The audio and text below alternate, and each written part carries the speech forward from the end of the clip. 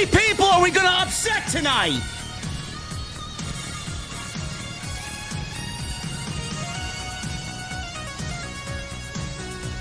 AEW Worlds End.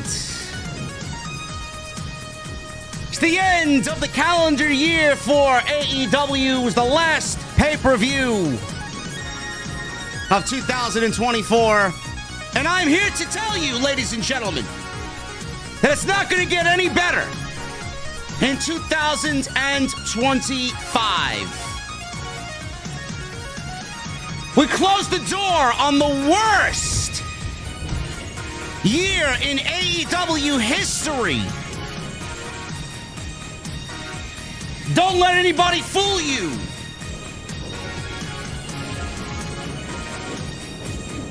And creative decisions that were made, like tonight, don't give us any hope that things will get better next year. Tonight we're going to the venue. It's late. There's a lot I gotta get off my chest. And Jesse returns to the venue tonight.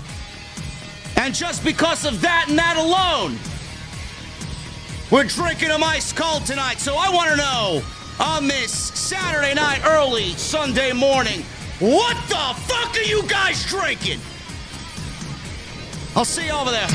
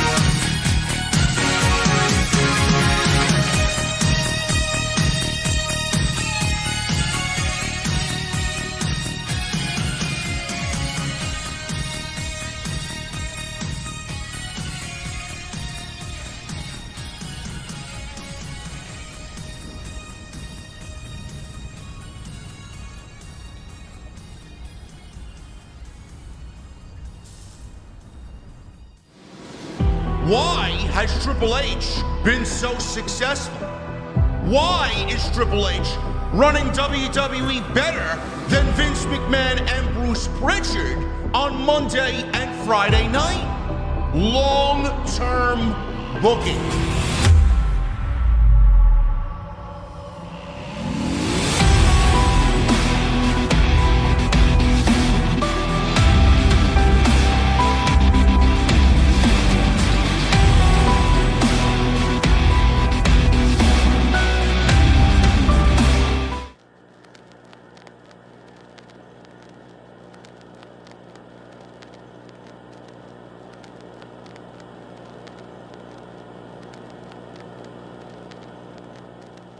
What is going on, guys? Thank you so very much for joining us right here on Off the Script. This is your AEW Worlds End post show for December 28th, 2024. I am your host, JD from New York. As always, joined by my returning co-host on Wednesday nights, the one and only Chi-Town Smark, Jesse himself. Brother, what is going on, man? I haven't seen you in a couple of weeks, man. What happened with you, man? Christmas happened, brother. Oh, my God, man. I heard that JD Graham was a great host, bro. Yeah, man. I mean, I don't know where you went, but as long as the show went on, which is all I cared about, He was fine. There's nothing wrong with him. He did good. Listen, man, he's the greatest Mexican luchador that ever lived. That's true. And the best co-host. Absolutely. Very knowledgeable, very handsome. He's got a voice that people, are very subjective on, but he's decent. He's a decent guy. How do you know he's handsome? I'm just making an assumption. He can't see. It's all right. I see he's got the same salt and pepper look on the goatee, man. He's a swell guy in my book. I'm sure he is. Yeah, he's great, sure man. He is. He's great, man. Hey, listen, nice to have you back here. We are going to steamroll here through the end of 2024. We got great things coming up in 2025. The holidays are over, and we're back to business tonight. And tonight is Worlds End.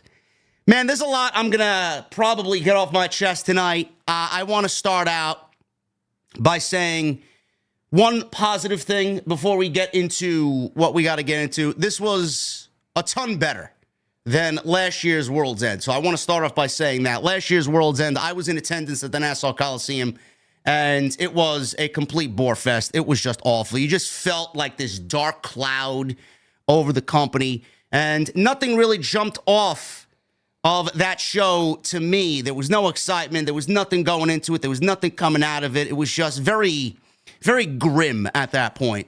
We're not doing much better here in 2024 going into 25, but I will say tonight's show was a lot better than last year's. That's my positive. We will get into the rest of the show tonight, but I'm going to leave the floor to you, Jesse. We're going to get right into it. What do you want to start off to talk about here tonight in regards to World's End? So there's two that I'm thinking about, but I'm just gonna pick one and roll with that one. Let's roll with the main event. So all right, I don't know how to approach this, but I'm like you. I'm gonna start off with the positives. The positives is there was okay. Okay, I don't know if I have much positive. This man is struggling to find a positive about this terrible main event that we saw tonight. I'm trying to find something. I mean, I don't know if I have anything positive for it, man. I really don't. It felt like it was completely overbooked. Completely overbooked. It felt like it didn't really have any structure to the story when they got done telling it. When they get to the end of it, when you get FTR coming out and them bringing out Edge, Adam Copeland. My first reaction was, what does FTR have to do with this? And then I was like, oh yeah, that's right. They took out FTR and everything else, so that's why FTR came out. But I'm like, is that the whole reason of them taking out FTR? So they had a way to introduce Copeland back into the mix? But I thought Copeland wasn't done with Christian Cage at that point, though. So I'm trying to figure out, what does Christian Cage have to do with the main event segment? Because we know he has the contract. Okay, great, because they kept showing him. But then they brought Adam Copeland back because now he's interested in Moxley in the main event scene, which I'm not sure how that works out because the guy's been gone all year. But somehow it's now, clearly it's going to be Moxley and Copeland. But now we get the Christian Cage factor with the contract. And the whole thing was complete. When the show was over, this is my whole point. When the show was over, I was left a little bit lost of what I was supposed to be focused on.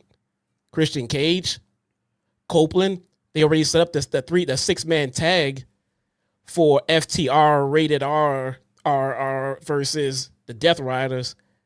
But how does Copeland just jump into this just because FTR got beat up? It feels like the problem is, this is the main storyline. This is the main event storyline. FTR has been treated like jobbers for weeks. And now all of a sudden they're in a main event picture because they know Adam Copeland and they're his next door neighbor or some shit. I don't understand how this is all supposed to be coming together storyline wise. I wish I could tell you, bro. I honestly wish I could tell you. I don't even know where to begin with this. First of all, the main event was terrible. We knew that. We knew that coming in. Jay White, love Jay White. Fucking adore the guy. He's so great. Orange Cassidy, I mean, whatever. He's a very subjective topic amongst wrestling fans for one reason or another. I don't have a problem with him like other people do. They lose sleep over this fucking guy's gimmick. I don't give a shit. Does he belong there? No. He got his ass beat by the fucking Death Riders at the last pay-per-view. He didn't belong there, so he's still hanging around. Adam Page, I don't believe, you know what, you want to know what my first thought about this entire shit show was? I don't believe Adam Page feels this insignificant out of everybody that was in the ring tonight. I don't believe he was sacrificed for this fucking garbage storyline and this stupid fucking overbooked mess of a main event. Adam Page, I am going to say this until I am blue in the fucking face. How this man is not the world champion after what we saw coming out of the summer and going on into the fucking blood and guts match and then into All Out is fucking mind-boggling to me. I don't get it. I don't understand it. That aura is dead. Dead. Adam Page was the best fucking character you had across this entire show, and he feels as lifeless as anything all year. How could you fucking be okay with that aspect alone? I don't get it. You sacrificed him for what? FTR? The Death Riders? I don't understand this. This is a product of a company and a fucking CEO who wants what he wants, and that's it. Bryan winning the world championship was a great moment, but you derailed literally everything that followed because you made that one decision to put him in the main event of All In and have him win the world championship. So Page suffers, Swerve suffers. I don't believe Swerve and Page, who legitimately is probably top 2 feud of all time in 5 years, feels this insignificant, Jesse. That's the problem I have with this shit. And you know how much we've hyped up Adam Page and the fact that he should have ended Bryan's reign and run and retired him and all this other nonsense. And this is what we get at the end of the year, man. He's going into 2025 limping with no direction at all on television. Yeah. Yeah, that's a good point. They had Hangman in a spot to be the guy. The guy. And that's gone. I don't know what happened there. That just fizzled out. And they just gave him L after L. He's not booked that strong. Nobody cares anymore. I would say I don't know how they keep doing this, but they do it all the time with people who are white hot, and then all of a sudden they fizzle off to nothing. That's how often that happens way too often than it should. But Hangman, they had something. They had something big there, and that's gone. Jay White, they managed to build him up to the point where he makes sense to be around here, but at the same time, it just doesn't feel important enough. Now we got Copeland back. What does that mean for everybody who was in this main event tonight? I don't know what it means for everybody in the main event. What the fuck does it mean? I mean, what do you think is going to happen here? You see what's playing out here. I mean, how many fucking groups are they going to end up running through before we get to Moxley and Darby Allin at fucking All In? Because you know exactly where it's going to take place. It's their biggest show. It's their WrestleMania. They're going to crown this fucking kid at All In and have him win the world championship. After all of these groups, bro, fall to the Death Riders. By the time we get there, everybody is going to be a fucking wasteland of casualties for Darby Allin. I mean, and you see what they've done with him. Has he been treated as a guy that's going to overtake the fucking Death Riders? I mean, what the fuck are we doing here? Yeah, I'm seeing a lot of Moxley bashing. I don't know why. Jon Moxley is absolutely great at what he does, and he's doing great for what he is being given to do. And I think we need to preempt that once again. Our frustrations is not with the talent, all right? It is not about what they are doing in the ring. So if you don't like what's going on with Moxley and everything else with the story, it is not Moxley's fault. He is carrying out what he's being given to do, but what he's given to do is trash. I mean, people are in the chat saying that Moxley is booking this entire storyline. I don't know who's booking what. I don't care. I don't care. I judge Jesse judges what we see on TV. Whoever is booking it is clearly a fucking hack. I mean, this was terrible. Everybody looks fucking terrible coming out of this. The high spot of the match was Marina Shafir getting a Blade Runner from Jay White. I mean, I mean, we set up the end of the pay-per-view, the last pay-per-view of the entire year, went off the air with them hyping up a simulcast on Max for a trios match between Copeland and FTR against the Death Riders on Wednesday's Dynamite. That's what they went off the air with. That's what you end your pay-per-view with. The last pay-per-view 2024. And then, like Jesse said, we go from the competitors in the ring. Wheeler Useless is in the fucking main event causing havoc in 2024. Whoever made that fucking decision, I mean, he should be fucking fired immediately. We got Adam Copeland out there returning. Love Adam Copeland. Not a bad thing to say ever about Adam Copeland. Rated FTR, whatever the fuck they want to go and call themselves, fantastic. But then you got Copeland and Moxley. Copeland's making a claim that everything that the Death Riders have is going to be theirs. They want the trios titles, they want the world title, whatever the case may be, fine. But then you highlight Christian Cage. Christian Cage and Adam Copeland haven't crossed paths at all since Adam Copeland took back the TNT title from Christian Cage. So they haven't crossed paths at all. Christian Cage is just there, Jesse, by happenstance because he holds the contract that he won at All In for the AEW World Championship opportunity that he's yet to cash in. So you clearly see where they're positioning this. Copeland's going to be the next one to get a shot at Moxley. Christian's probably going to cash in to take the title from Moxley and then have the cherry on top because his ex-best friend, he wants to stifle him. He's not going to have him win the championship, so he's going to do whatever he can to get involved with that. And then they're inevitably going to cross paths because of that, and then we'll probably get that feud revisited as well, going on into Revolution or Double or Nothing or, worst case, All In. So you could see where they're going with it, but I mean, none of it is exciting at all.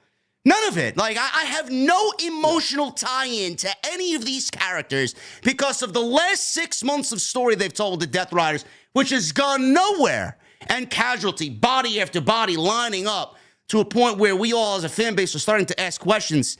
When is enough with this shit? None of it feels like a company takeover. None of it feels like a threat. None of this is resembling, AEW being in trouble. So what are we doing? How is this storytelling? And why are people so hung up on this as the number one story in the company? I don't know. That's another good point, too. This does not feel like some kind of takeover of the company. And either it's supposed to, and they're failing at it, or they just dropped that part of the story and they kind of want us to forget about it. Either way, it's kind of messed up. I don't know, man. This is bad. This is bad. The main events, maybe I'm just riddled in old school mentality when it comes to pro wrestling as a fan. The main event is supposed to be the most important thing on the fucking show, and none of this for months has come off as the most important thing on the show. Like, I don't understand. Your main event is the reason why we're all here. This is it. This is what Tony Khan puts out there as this is what the selling point for the show is. A fatal four-way between four characters that nobody could give a fucking shit about at all. Oh, my God, man. 6-man tag team match on Wednesday. How excited are you guys about a 6-man tag team match coming out of this pay-per-view tonight? That means nothing. That means nothing. No. Where are we going? Fuck do I know. No. What was the other thing you wanted to talk about? You said you had 1A and 1B over here for the top stories you want to talk about here. Oh, boy. This tournament. Oh, boy. Everything Continental Classic. So it kind of felt like it was going to be a big deal. And I think they did a good job at making it a big deal. All right. I'll give them that much. They wanted to stress how important it was. Fine. It was important. It feels like they want to make it as big as the G1. And I think that was the ultimate decision as to why we got the winner that we got, because they kept booking him or touting that he was the best tournament wrestler of all time and everything like that. But it just came off as completely convoluted and nonsensical in to the point of the booking decisions.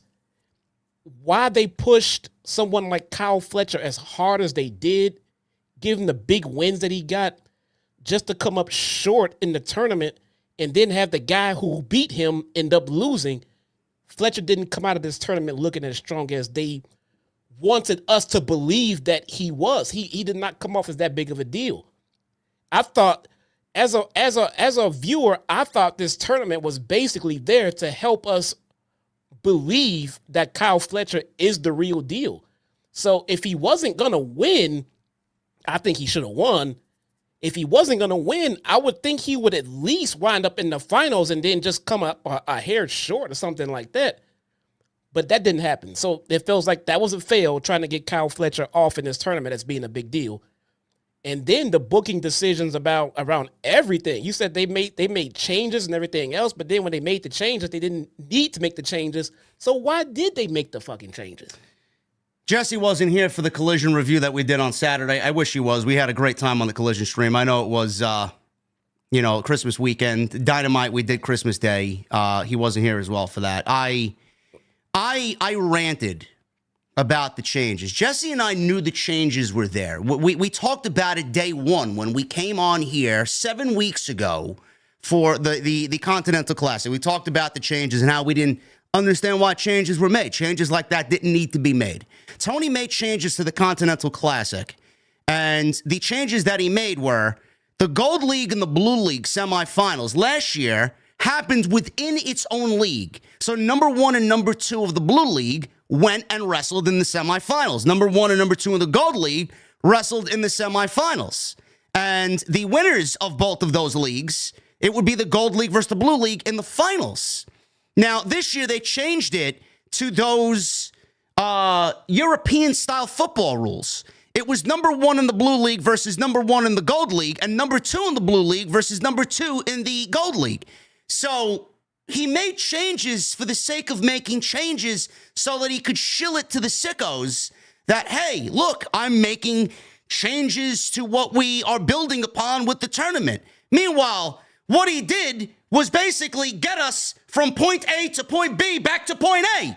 Nothing was really changed because we got to the same point that we were gonna get if he didn't change the rules at all. So it's like, what the fuck did you change the rules for? The reason he changed the rules to the tournament is because he wanted fresh matchups and he didn't want to land on rematches in the semifinals. I'm sorry, what? What you got tonight in the opening match of this fucking pay-per-view was a rematch that happened 4 weeks ago at Full Gear. And then the finals of this fucking tournament was a rematch from what we saw in New Japan between Okada and Will Ospreay. So please tell me how you're booking the changes to give us fresh new matchups in the tournament. Don't really understand it. Another change he did was have both of these guys wrestle twice in one night, which is fucking crazy seeing how both of these guys wrestle. All 4 of these guys to be exact. I mean, injuries can happen, and the high probability of injuries happening with the style that these guys wrestle is very likely. So you're running the risk of someone getting injured on a night and then having the whole fucking tournament fucked because you want to have an epic conclusion to the tournament where one guy has to win 2 times in one night. I think that's ridiculous, whatever the case may be. So we get to the changes, and I'm going to start on Collision, Jesse. I don't know if you watched Collision. It was Will Ospreay versus Ricochet at the Hammerstein Ballroom. They had a very good match. I actually enjoyed the match because Ricochet got some heel heat. He wrestled a better match with Will Ospreay than he did on the 5-year anniversary show. And the ending of the match actually played into a story that would be born in the tournament. Ricochet cheated twice by pushing the referee into the ropes. And he won against Will Ospreay without the referee knowing that he was pushed by Ricochet at the end of the match. So Ricochet gets the victory over Will Ospreay. They go and cut a promo backstage with Stephon Smith, the referee of that match, and Will Ospreay. And Will Ospreay's asking, where's Ricochet? Where's Ricochet? You didn't see him push you? And Stephon Smith said, I didn't really see anything, but I did feel someone pushed me. So he goes to find Ricochet, and he's confronting Ricochet. You cheated. You pushed the referee. That's terrible. Blah, blah, blah. And Ricochet says, I didn't do nothing. Go back and watch the tape. I didn't cheat. I didn't do anything. So you had a story in that match. So I'm saying, all right, we're going to get Ricochet, Will Ospreay in the semifinals of this tournament. And I come to find out because I fucking remembered, because everybody was letting me know, JD, the rules for the tournament were changed. I'm like, what? To what? So then I remembered that it was the semifinals are going to be Blue League versus Gold League. So we get to this pay-per-view tonight, and I'm saying, I don't believe that they played Ricochet and Ospreay at the Hammerstein Ballroom with this fucking story playing out that Ricochet cheated against Will Ospreay to get the advantage in the tournament, only to not see it play out in the semifinals where Ospreay would get his win back. I'm like, what the fuck are we doing? You changed the rules of the tournament to give us fresh matchups, and then you gave us this story in the tournament, and you never saw it play out. It was almost as if they forgot they changed the rules to their own tournament. So we got Ospreay versus Fletcher, and none of them had anything to do with each other in this entire tournament. But you had Ricochet and Ospreay played out with that situation at Hammerstein that doesn't see a conclusion at this pay-per-view. Jesse, please tell me that I'm right, because I swear to fucking God, man, nobody understands where the fuck I'm coming from, man. I swear to God, this is what we wanted from the tournament, and they completely bypassed story in the tournament to give us what they gave us tonight, which I'll get to in a second. Jesse, what did you think of all this transpiring? None of this makes any sense to the point of why. Okay, we talked about this before. Why do you need to make changes to a tournament that you created when there's nothing that happened during the tournament to force your hand to make changes? Like, you booked the tournament and then all of a sudden a major injury happened. Okay, I could see that playing out to the sense of, well, yeah, this injury happened and we can't just replace that person because that changes the dynamic of the tournament. So we changed the rules. Nothing like that happened. If you sit down and you book this with thought behind it, everything will play out the exact way you put it down on paper. So why would you make changes after you've already announced the tournament? That literally tells me that you didn't sit down and think everything through before you laid it out to the fans. If you just put it down, play it out, this person wins, this match, oh shit, I want to have fresh matches. Don't do it this way. No one sat down, played it out, read it out, thought it out, and then had somebody go over it, because you did that after you made the tournament public, which now means that it looks like to us that you're not doing the things you need to do to make sure that this tournament plays out well on TV.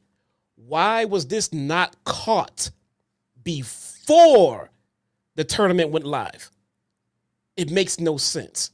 Unless you want to say we had an injury. You come up with an injury to a major name in the tournament, fine. We'll play along with your tournament changes. But this seems like you just did it because you didn't think it out before you rolled it out. What the fuck happened? Why? I mean, I can get past the fact of, okay, I think Fletcher should have won. Fine, that's just what I think. That doesn't mean that's what had to happen. But why would you end up making changes to a tournament that you already rolled out? The changes that he made to the tournament were not the appropriate changes needed for this tournament. The Continental title is fucking useless. Number one. Yeah. I don't understand the logic behind somebody being a champion all year only to give up his championship in this tournament and then have to go through all these fucking weeks and then not finish in the finals and lose the tournament, lose the title in this tournament. It's so fucking stupid to me. And I ask, who the fuck would want to be the Continental champion if they got to go through these circles, jump through these rings of fire for this fucking title? It's fucking stupid. It's absolutely a waste of anybody's time. You got to be the biggest fucking idiot if you want to be the Continental champion. Number one. Number two, I don't know why the changes weren't made to omit the fucking championship and just make it a first year thing, and then the following years have it be for the number one contendership for the AEW World title. If you're wrestling the way that Will Ospreay wrestled tonight and throughout the 7 weeks of this tournament, and the final prize is the Continental title, I mean, bro, the AEW Championship should be the light at the end of the tunnel for wrestling 7 weeks of the most grueling tournament that the company has all year. What the fuck are you doing? It is ridiculous how you look at the Continental Championship and want or desire to be that champion, knowing that you have this tournament looking at you. And if you don't finish, it's over. How stupid is that? Or look, if for whatever reason they want this tournament to exist and the current form that it's in, fine. But why not just have the Continental Champion just be the final boss? Why is he in the tournament? Or that. Why is he? I'm not fighting shit. You guys fight for weeks upon weeks, and when you get done, then I'll be waiting for your ass at the end of the tunnel. Why does he have to go through and compete like this? I don't understand. The creative in this company, when you guys open your eyes to what we're actually talking about, you will see at one point or another, one day, most of you who do not see what we are seeing, you will. And I'll be expecting, and Jesse will be expecting those apologies. This tournament was an absolute fucking fail. Tony will never admit it. The people that work there will keep their fucking mouth shut, and they will never say anything to his face because they don't want to risk the fucking paycheck that they're getting every week to do nothing. This tournament was a waste of fucking time. With what you did tonight and the way you ended this tournament, it was a fucking waste of time. Do you want to know why it was a waste of time? Because Tony Khan has this fucking fetish with Japanese pro wrestling. He loves Japanese pro wrestling. He could not wait to get Okada and Omega in the ring together for a sixth fucking time after we saw this once, twice, 3 times, 4 times, 5 times in New Japan Pro Wrestling. Why is it going to be any different? And how important is it going to be a 6th time in AEW after we've seen it 5 fucking times already in New Japan Pro Wrestling? So what Tony Khan did tonight is he took Kyle Fletcher, who steamrolled through this tournament, and beat Okada in this tournament to go 9 points before anybody else. And Kyle Fletcher should have won this tournament single-handedly. The whole tournament should have been about building Kyle Fletcher up to be the biggest new superstar that the company puts their stamp of approval on. If you're not building new stars, if you're not building for tomorrow, what the fuck are you even doing in the pro wrestling business, and why are you calling yourself head booker of AEW? You should have that title immediately revoked from every fucking newspaper and every letterhead in the entire company. This pissed me off so much. And I got grifters, these positivity fucking grifters, telling me Kyle Fletcher doesn't need the fucking tournament. Yes, he fucking does, motherfucker. Oh, yes, he does. Yes, he does. Because you wasted 7 weeks of a tournament for Kenny Omega, and Kazuchika Okada and the Continental Championship didn't even need to be on the line for us to get the fucking match and what we got tonight. You actively ruined Kyle Fletcher, you ruined Will Ospreay, and you ruined Ricochet's momentum. 1, 2, 3 in the same fucking night, and nobody's gonna call attention to it because you're all blinded by the fact that this fucking hack has a Japanese fetish that nobody understands. What the fuck are we doing, bro? What are we doing? I don't think Ricochet ever had any momentum to lose. Listen. It may be cringe, but he's got more momentum now than 6 years in WWE. He's obviously doing something right, which we'll get to in a little bit because he was again cucked out tonight. Yeah, he was. No, so there was some good from the tournament, and I would like to see a return just for this reason. It gave so many matches meaning on television. That was about it. I mean, how many times have you watched a match and said, why is this match happening? Now it's happening because of the tournament. Great, that's fine. So when you redo this, you have weeks upon weeks of matches you can be giving us. This tournament doesn't have to last just 6 weeks, 7 weeks. Let it go on forever. Let it be 1 match a week for God knows how long. Who gives a shit? It gives matches meaning on TV. But when you get to the end, you got to straighten that shit out. The champion shouldn't be in a tournament. The champion should be waiting for the tournament to end, and then you can blow that shit off at a pay-per-view. That's great. Why do we have to have 2 matches this night, 2 matches on Collision, 2 matches? What is the rush? It can go through another pay-per-view. It doesn't have to only get done between pay-per-views. Them shits can go on for a couple. Who gives a shit? Let the importance of the tournament ride. 1 match a week. That's it. And I don't like people losing in tournaments either. I think that's bullshit. If you lose, you're out. Forget this round robin bullshit. If you win, you advance. If you lose, you're out. That's the kind of tournament that we are used to here in America. Okay, just one win, advance. When you get to the end of the fucking train, the champion is waiting for you. He's fresh. If you can still beat that champion, great. But at the end of the day, don't forget what tournaments are all about. They're about telling stories and getting someone over. And like you said, I don't think Kazuchika Okada needed to get over at all in this tournament. He can't be any more over. So Kyle Fletcher, that was your shining star. That was your guy. That was someone you could have said this tournament was to get Kyle Fletcher over as a superstar. And you would have done exactly that if you just would have had him win the tournament. You could, if you keep the champion out of the fucking tournament, you can have Kyle Fletcher win the tournament, be the winner of the Continental Classic. Go on, and if you want to still beat him at the end with Okada, fine. Make it a great showing, make it a reason why it happened, or whatever the fucking case. But Kyle Fletcher was still the winner of the tournament. He still went on and dominated the tournament. So you missed that ball. You missed the fact of you had a chance to make a new star. And that was Kyle Fletcher. Maybe you wanted to choose Ricochet to make a new star because God knows he could use that momentum. But you failed at that. Ricochet looks worse.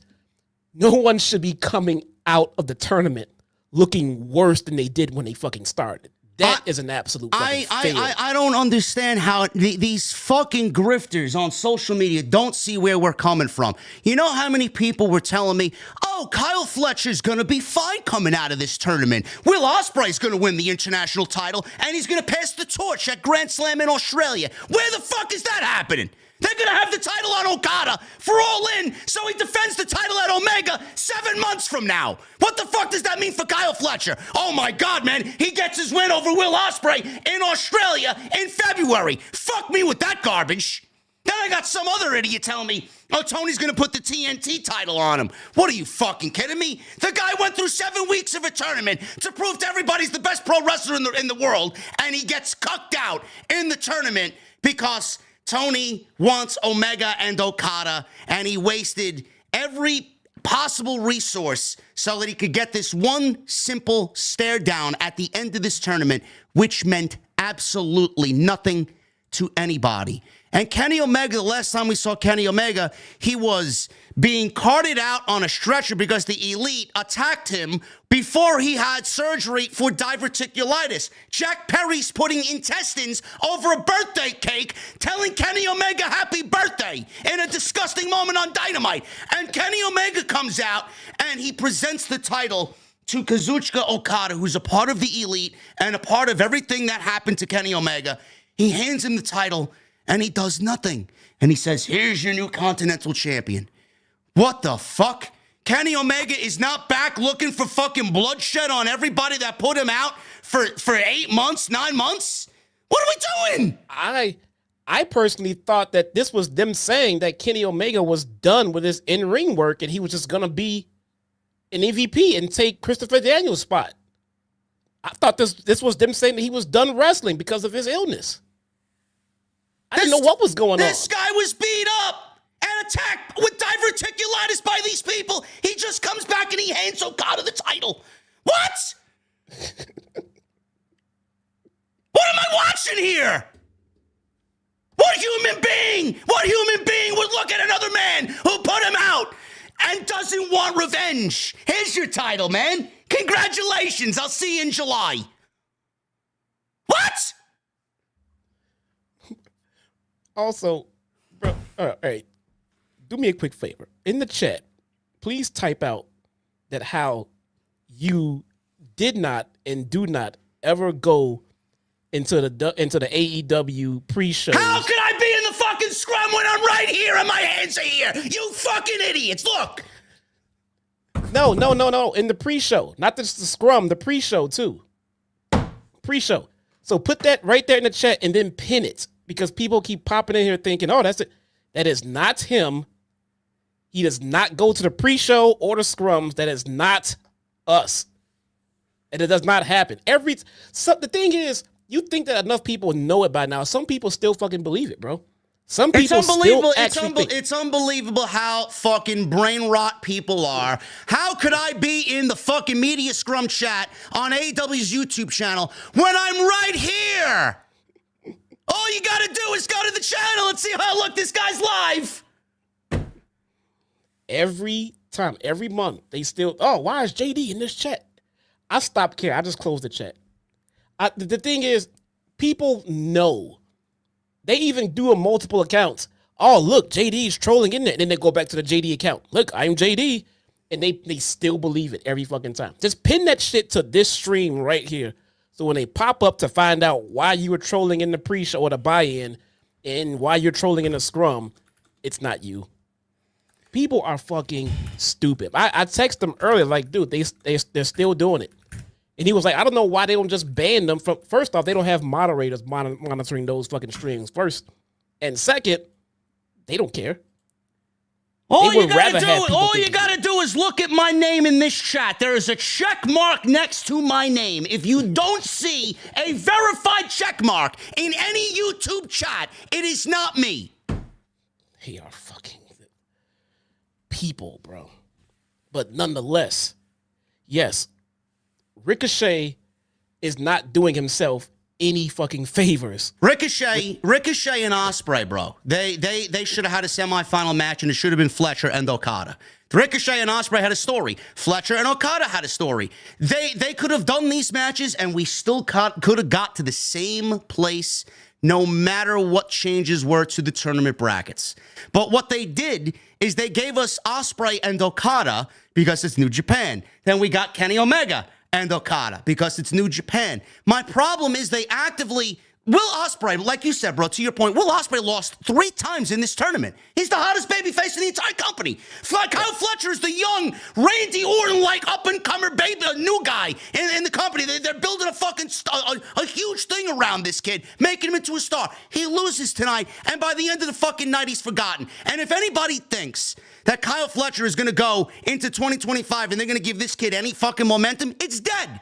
It's dead. He's going to be ice cold in 2025. So spare me the bullshit. And then Ricochet, he was treated as badly as he's ever been treated on AEW television. I don't know if this is all planned, if they're going to do something to enhance this character even more so. I don't know if he's going through a humiliation Illuminati fucking ritual. I don't fucking know what they're doing with this guy. But holy shit, you killed 3 birds with 1 stone to get us Kenny Omega and Okada. That's not happening for 7 months, supposedly, because all they did, I mean, they clearly foreshadow it. They got these 2 guys standing with the all-in poster fucking huge in the background. Gee, I wonder where that match is taking place. Yeah, you pinned the wrong comment, by the way. I pinned the wrong comment. Yeah, you did. Oh. Oops.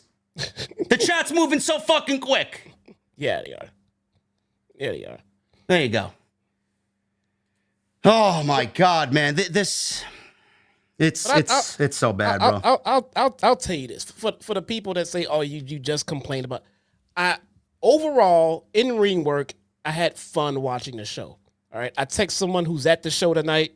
She said that she's having fun. The energy was there. She had fun with the show. The in ring work is normally pretty good with this company, man. It really is. It's just when you get done watching the in ring work, and then you try to put together the story that they're telling, it's fucking convoluted. It makes no sense. It gives you a headache. It's to the point when it happens so many times that we're sitting here and we have this kind of reaction.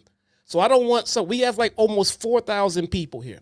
I don't want someone to tune in and think this is how we act all the time for the show for everything. That's not how it is. We watch this shit every week. We hear week in and week out. And we try to make sense of the stories that they're telling us after these great matches are happening, and it's really hard to do. It shouldn't be hard to do.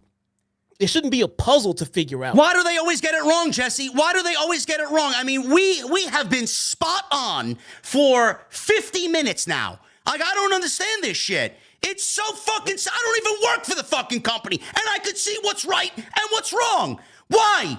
If you don't see that it's one man doing this for himself, I don't know what else needs to be done.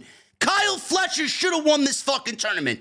You go all the way or you don't go at all. The Continental Championship probably wouldn't have done a fucking thing for Kyle Fletcher because the title itself is dead. But you gave this kid win after win after win, statement after statement, for him to go into this tournament and lose as soon as he gets to the semifinals and not even give him a shot to win over this fucking crowd. You know, he wins this tournament and people look at him a little bit differently. He wins this tournament. The company solidifies a new star on this night instead of the predictable bullshit that people are shilling out there. Oh, he's going to get it in Australia. Fuck waiting another 2 months for something to happen. You have an opportunity to do it now. You do it now. This kid should have won the fucking tournament and none of this will be a goddamn problem.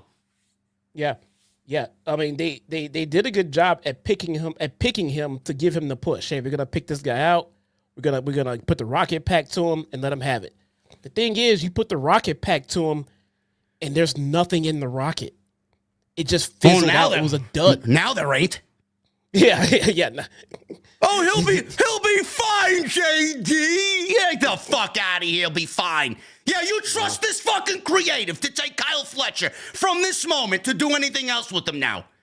What does he do? He beats Will Ospreay? Will Ospreay's going to continue to lose after he lost 3 fucking matches in this tournament. Give me a break. They gave him the Wardlow rocket. It started to take off and then it fizzled out and didn't make it anywhere. You know, he was the guy. Kyle Fletcher was the guy. He was relatively unknown to the wide casual, okay, and you had a chance to it wasn't. I mean, you weren't gonna make him a household name in this tournament. I'm not talking like that, but at the same time, this is how you start making a star right here. This is the face that people would have seen coming out of this pay-per-view. It could have been the face they could have seen in some main event segments going forward. There's a lot of steps to making someone a star, but this is the good start that you had. Turn them heel, start stacking up some important wins, some important pay-per-view wins and tournament wins and shit like that. That's gone. You pretty much got to start all over at this point with Fletcher. And do you really trust him to get that right at this point? No. There's no reason to put your faith in Tony Khan. People are leaving this fucking company because they've lost faith in Tony Khan. Give me this fucking sob story. Oh, give it a shot. Wait till 2020. Give me a fucking break. I'm not waiting for shit. Not waiting for anybody doing it. Strike while the iron is hot. Vince had a problem doing it, and now Tony has a problem doing it. They are allergic to creating new stars. Anybody that gets too close to the sun and gets too hot, they get scaled back for whatever reason. For the aging fucking veteran. How many times have we said, where's Ricky Starks? His push was killed. The Lucha Brothers, they're suffering from whatever they're going through now. Where's Wardlow? Yeah. Look at what they did with Wardlow. Look at what they did with Will Hobbs. Look at what they did with Miro. Look at what they did with Danny Garcia. Look at what they did with Andrade. Look what they did with the House of Black. This company is allergic to creating new stars. All they give a shit about is their legends and their Japanese fucking flipping and diving fucking, I don't know. That's all they care about. Yeah. That's all they care about. We made big points about how these people that he just mentioned all being buried at the time. A lot of people saying it was premature to say they were buried or there's no way they'll come back from it. But the end result is the same every time. It really is. And I mean, at the time when we call it, were they actually buried then? Maybe not. But we've seen this so many times that we see exactly where they're going with it. And 100% of the time we end up being right. There is not a single time we said where someone was buried and it turns out they were actually being pushed and treated correctly. No, they were actually buried. I've been the guy right here saying, hold on, it just started. Mercedes Moné, this guy next to me, he was all on the Mercedes Moné bandwagon. Couldn't wait till she got here. And then right away, it just took a dive and everything else, and we waited a while, and then he said, she's fucking buried. This is going nowhere. This sucks. I was sitting there, well, let's see. Maybe they'll change the gimmick. Maybe we'll see. No. I've had people in Mercedes camp legitimately reach out, thanking me for the support because nobody was speaking up against the injustices that were done to that woman in the fucking Fed. Nobody.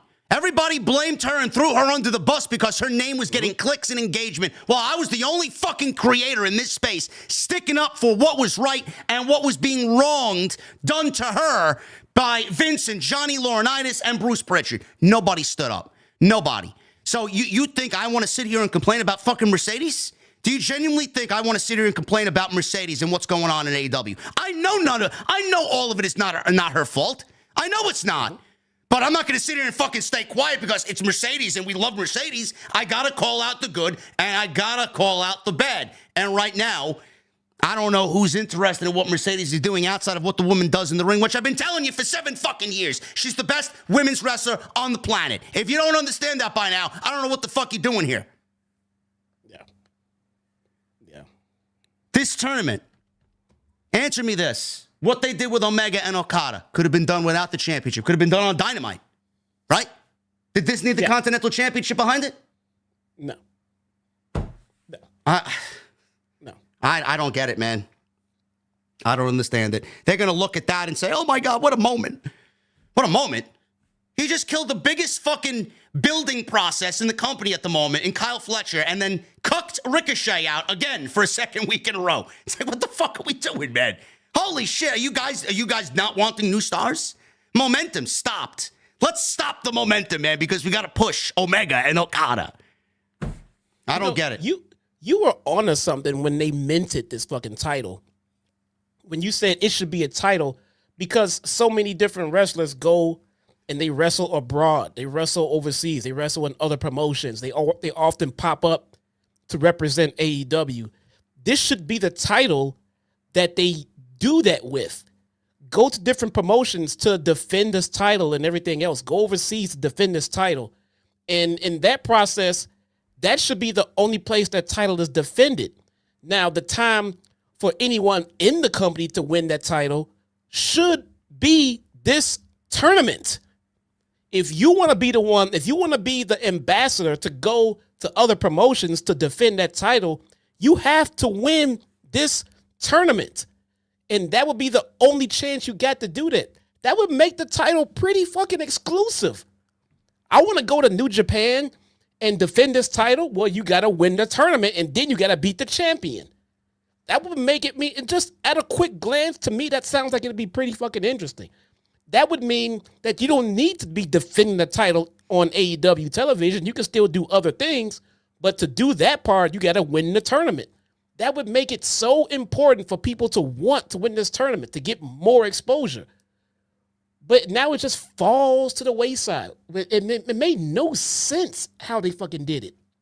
No, there's no sense behind it at all. I mean, you know, I don't want to. Listen, I don't give a fuck about stirring the pot right now. I really don't. I'm on fire. I got a lot to get off my chest here. I wonder how money motivated it is for Tony, the way he makes decisions. Honestly, you look at Okada, who's probably making a cool $4 million a year. They didn't bring this guy in for fucking cheap. I know that for sure. To sway him away from New Japan, which was his home for how many fucking years? Uproot his family to move him here to the United States. I know he's making a boatload of money. How much of a decision like tonight is money motivated? Because I genuinely think that Tony thinks Okada needs to win the tournament to validate the amount of money that we're paying him. Meanwhile, he feels ice cold no matter if he won the tournament or not. They haven't fucking used him at all in a meaningful way. His biggest thing to fame in AEW is sticking up the middle finger and calling everybody a bitch.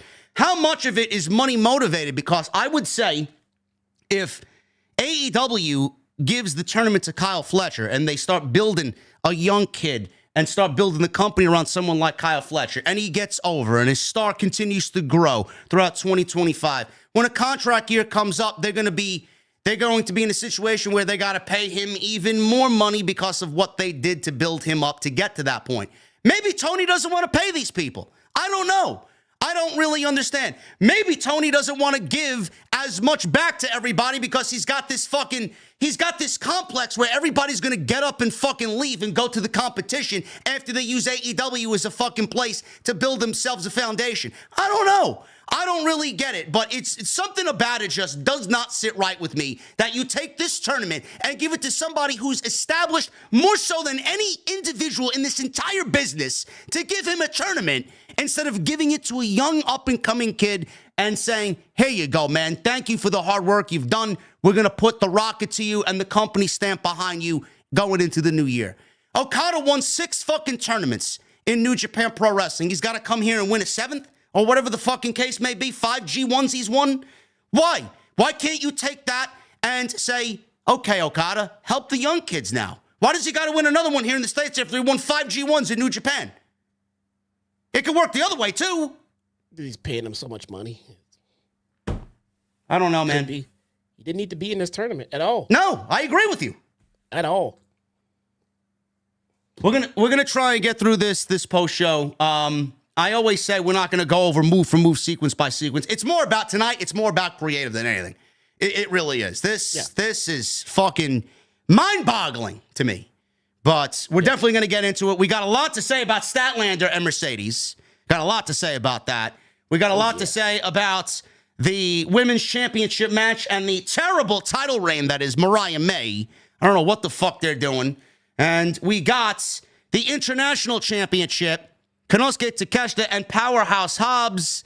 They had a match tonight, which I very much enjoyed, but another two guys in the company that have absolutely zero momentum whatsoever. They are ice fucking cold. And we will get into all that tonight right here on the Off the Script Worlds End 2024 post show right here on this Sunday morning.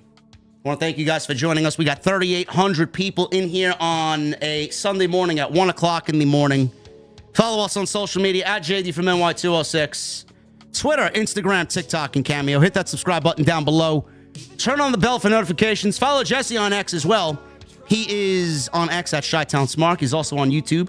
If you guys click his name down in the description, it'll take you right to his YouTube channel, which tonight he did a watch along, and he had almost 200, over 200 people I saw at one point, right?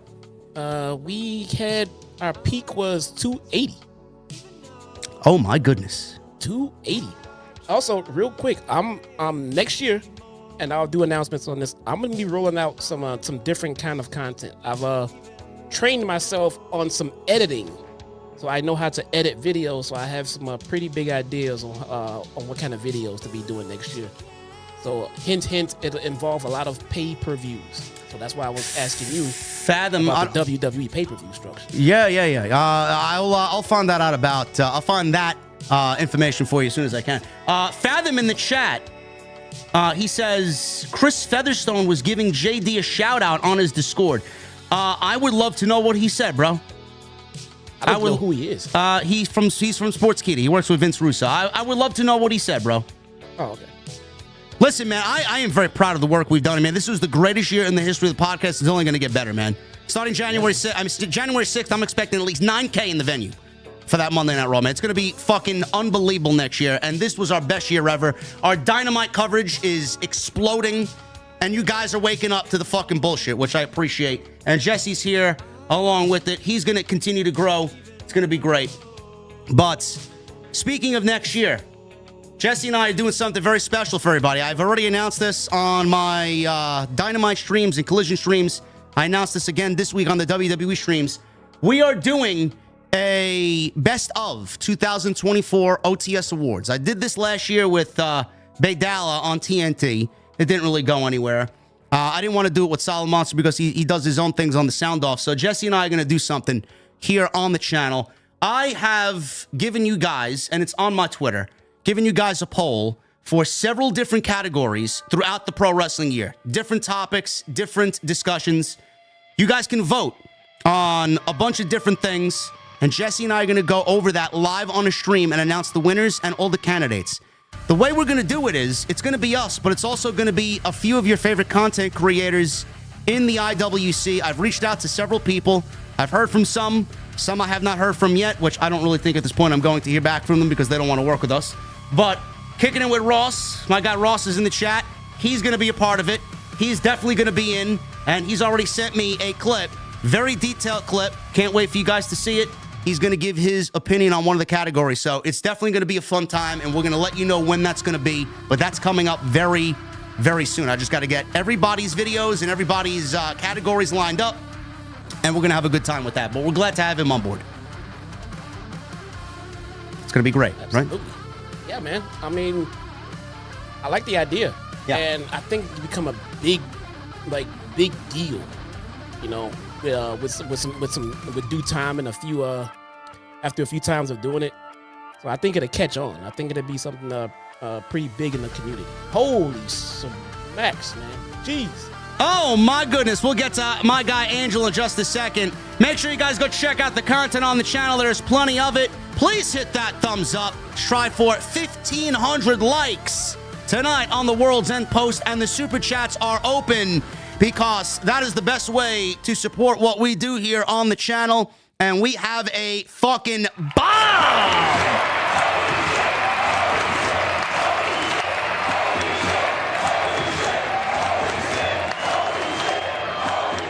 Oh my goodness, Angel Alaga with a $200 super chat. Oh my goodness, he says, here's another super bomb to end the year. Jesse, you nailed it. AEW does a poor job of not sustaining their bigger stars' momentum, while the WWE, for the most part, do a better job. I want to wish you both a happy new year. Angel.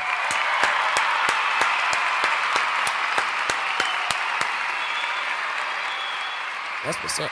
That is great. Unbelievable. Angel, thank you, brother. Happy New Year to you as well. I wish you nothing but the best in the new year, as well as everybody else that's joined us here on this Sunday morning. Let's get into this World's End post. I'd love to know what Featherstone said, but someone find that out for me, man. I do enjoy his. He's been spot on with all his news lately, so good for him. Pre-show. I had the pre-show on as background noise. I don't know if Jesse watched the pre-show or not, but we'll quickly run through these. Toni Storm defeated Layla Gray. How are you feeling about this Toni Storm storyline, bro? Are you feeling this amnesia-like storyline? So, I think I figured this out. I don't hate what she's doing because she's so good at what she does with her storylines and stuff like that.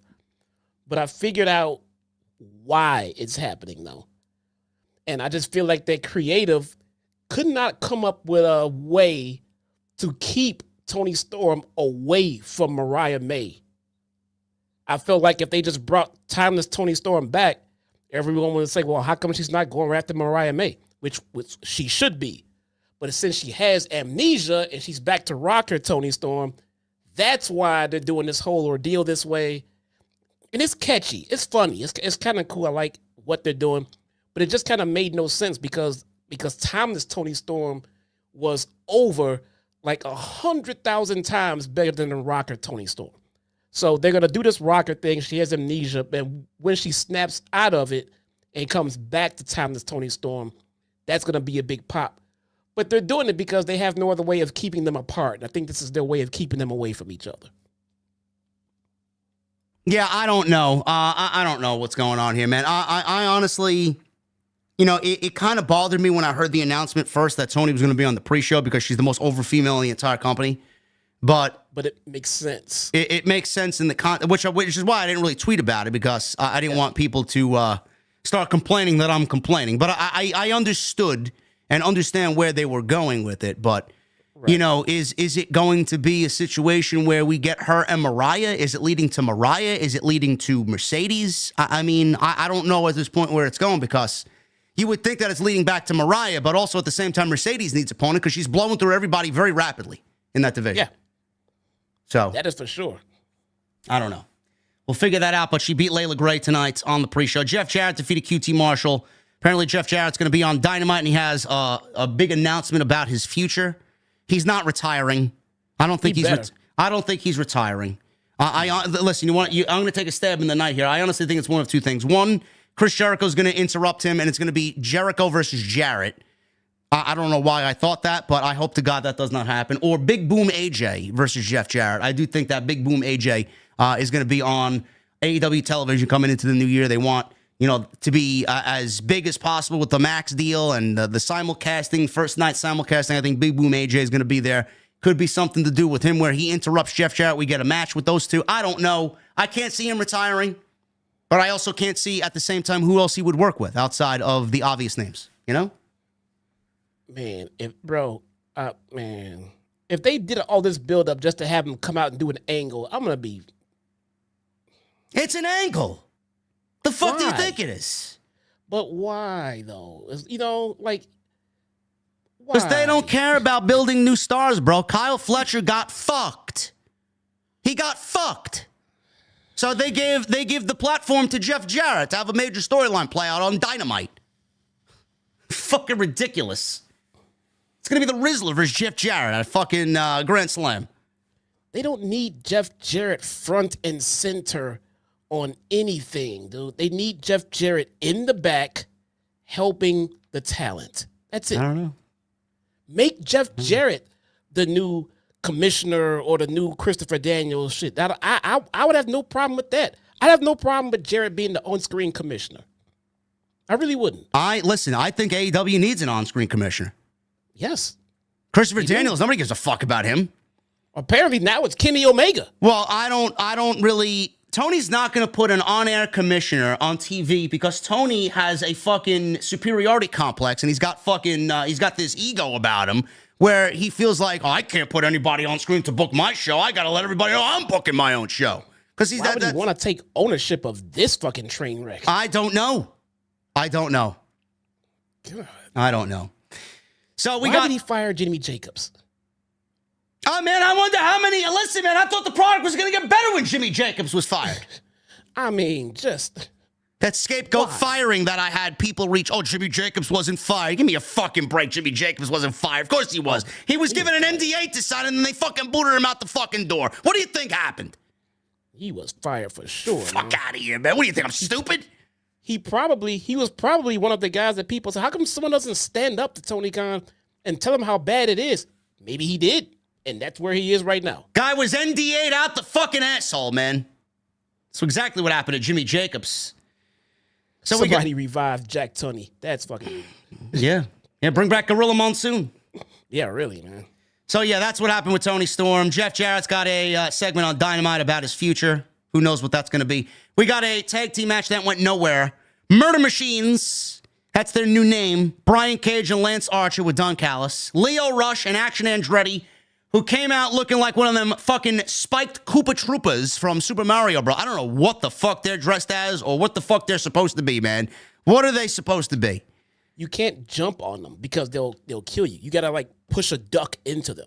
Did they watch Jurassic Park one night on a Saturday night together while smoking some weed and said, hey, man, I think that'll be a great idea for a new gimmick, man. We'll be dinosaurs, man. It'll be great. The fuck is that? How ridiculous do they look? The fireballs don't work on them either, man. Jesus Christ, man. Yeah, let me turn into fucking Raccoon Mario and swing my fucking tail around, man. That'll fucking get him. That'll get him. You gotta swing the tail at that. I forgot that works. Fucking ridiculous, man. That's your tag team division. Leo Rush and Action Andretti. Outrunners. Still wondering where these guys' push are coming from. Not too late. Where's it going, man? Hottest tag team in the entire division, man. They're stuck on the fucking pre-show wrestling Koopa Troopa 1 and Koopa Troopa 2 over here. And then Top Flight, Dante and Darius Martin with Layla Gray. Layla Gray was the best thing about this match. And Archer went to make a pin attempt. Leo Rush flew in with the frog splash and stole the pin. They get a tag team title match on that first collision in 2025 against Private Party. You know, Isaiah Cassidy, Private Party, said that the tag team division isn't really getting any shine from management. You know that? I did not need Isaiah Cassidy to tell me that. He is not wrong, and I already knew that. Oh, my goodness, man. But remember, when this company started, we were told that tag team wrestling would be front and center in AEW. I seen Mark Quinn backstage before I was walking out to go home at the Hog Show this past weekend. He came up to me. He said, oh, my goodness, man, it's the Heat Machine. I'm like, you better fucking believe it, man. What am I doing? What am I doing, man? I'm not doing anything but giving my fucking opinion over here, man. Outrunners should be tag team champions. Yes, absolutely. AR1, they should be tag team champions. No doubt about it. What else they say? They also said that the women will be paid as equally as the men. Oh, yeah?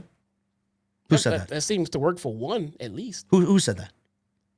Oh, remember the first AEW press, the first pep rally before they launched the company? Oh, yeah? When the Young Bucks said that tag team wrestling will be front and center. Oh, yeah, that's dead and buried now. Yeah. The women will be paid as equally to the men and stuff like that. Oh, yeah. Gee, man, I wonder where's Britt Baker and what is her salary compared to Mercedes?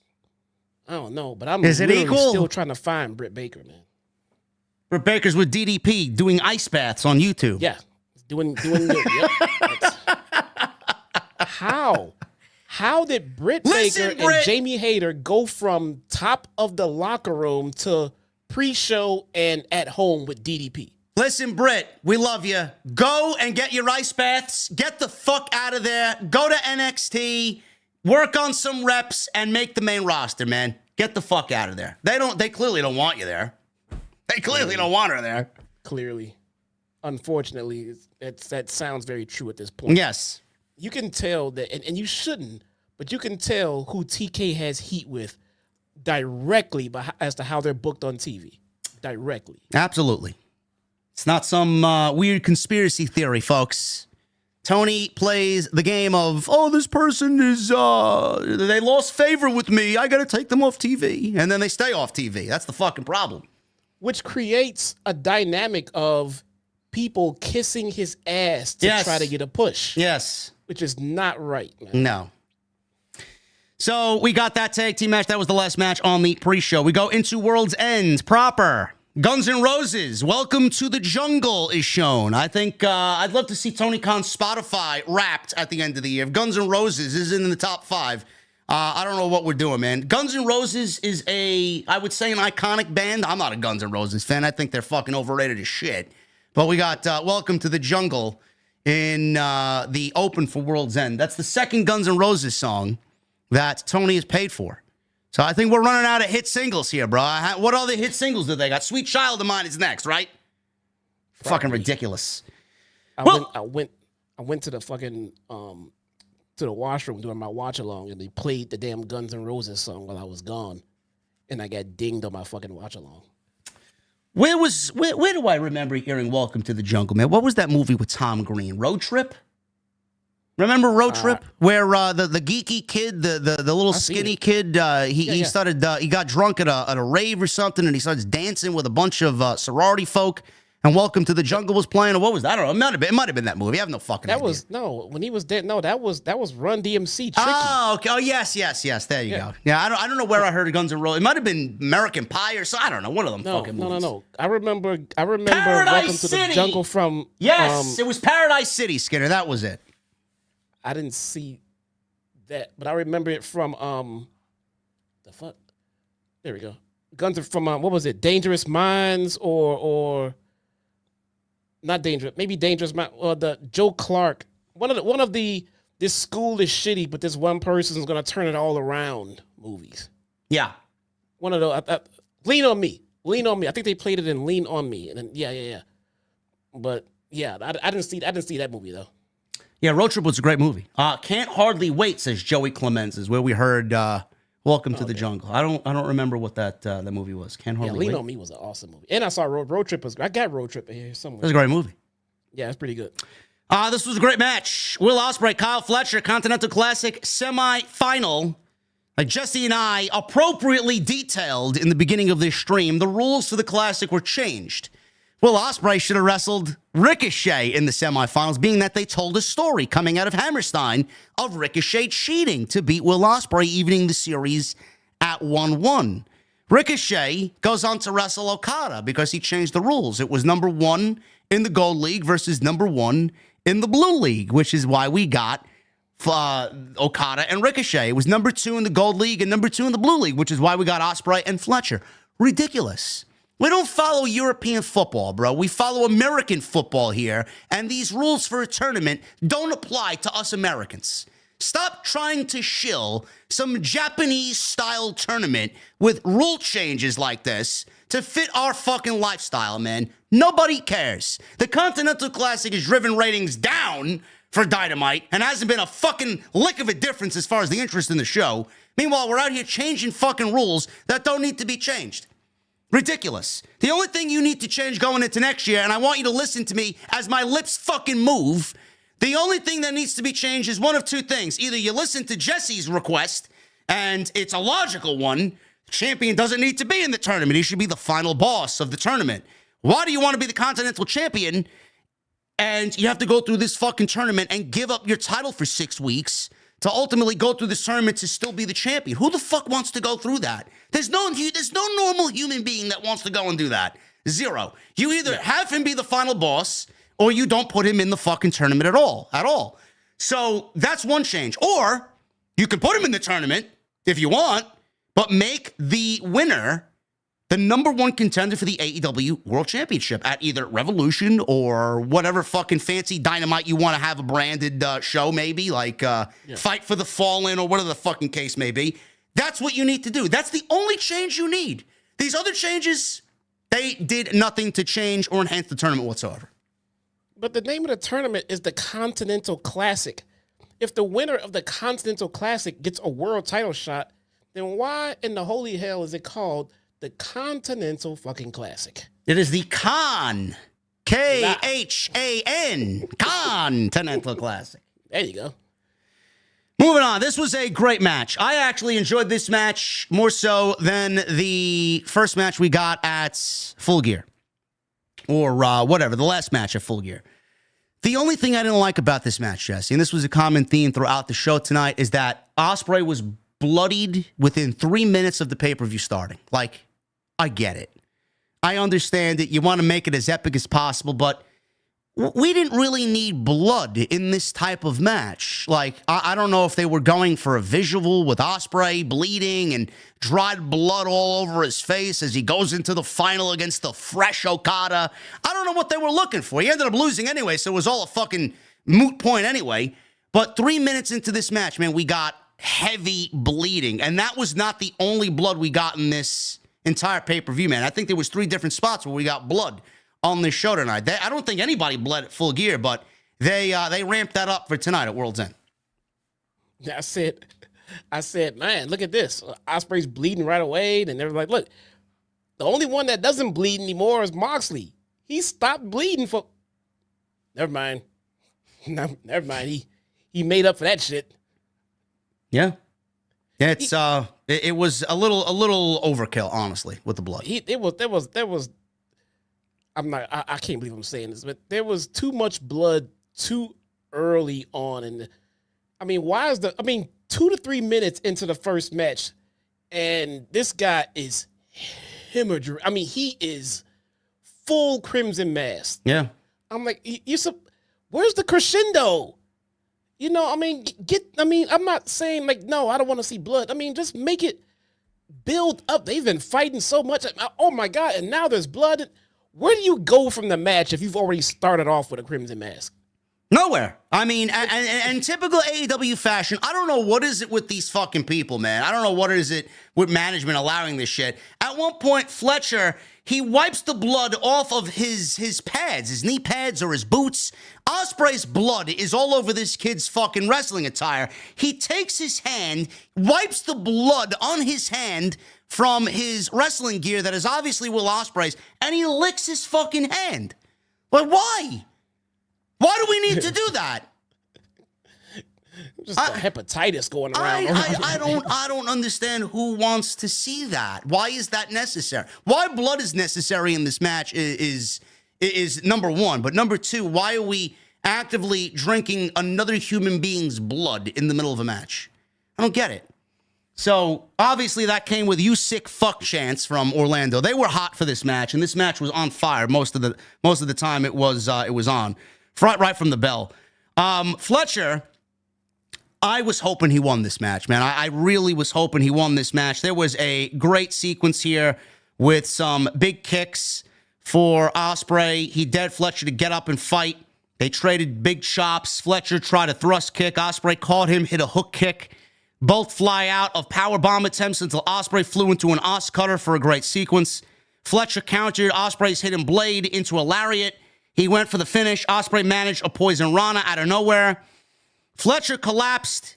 He gets up immediately and then does a hidden blade. So he no-sold the poison rana to only hit a hidden blade on Will Ospreay, and both guys were down.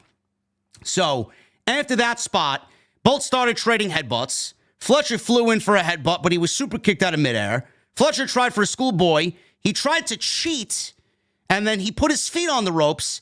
Handful of tights. He was caught by Paul Turner, the referee. The only referee in AEW besides Stephon Smith who actually has a fucking head on his shoulders.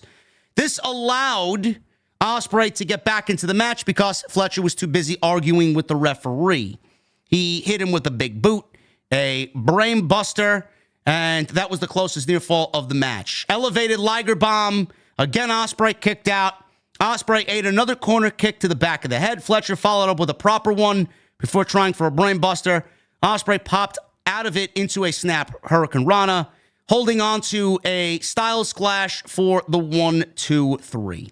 Ospreay celebrated at the top of the ramp right in front of the Continental Championship. He smeared a handprint on the tunnel with his blood before he headed through the tunnel to the back. Great match. Completely wrong outcome.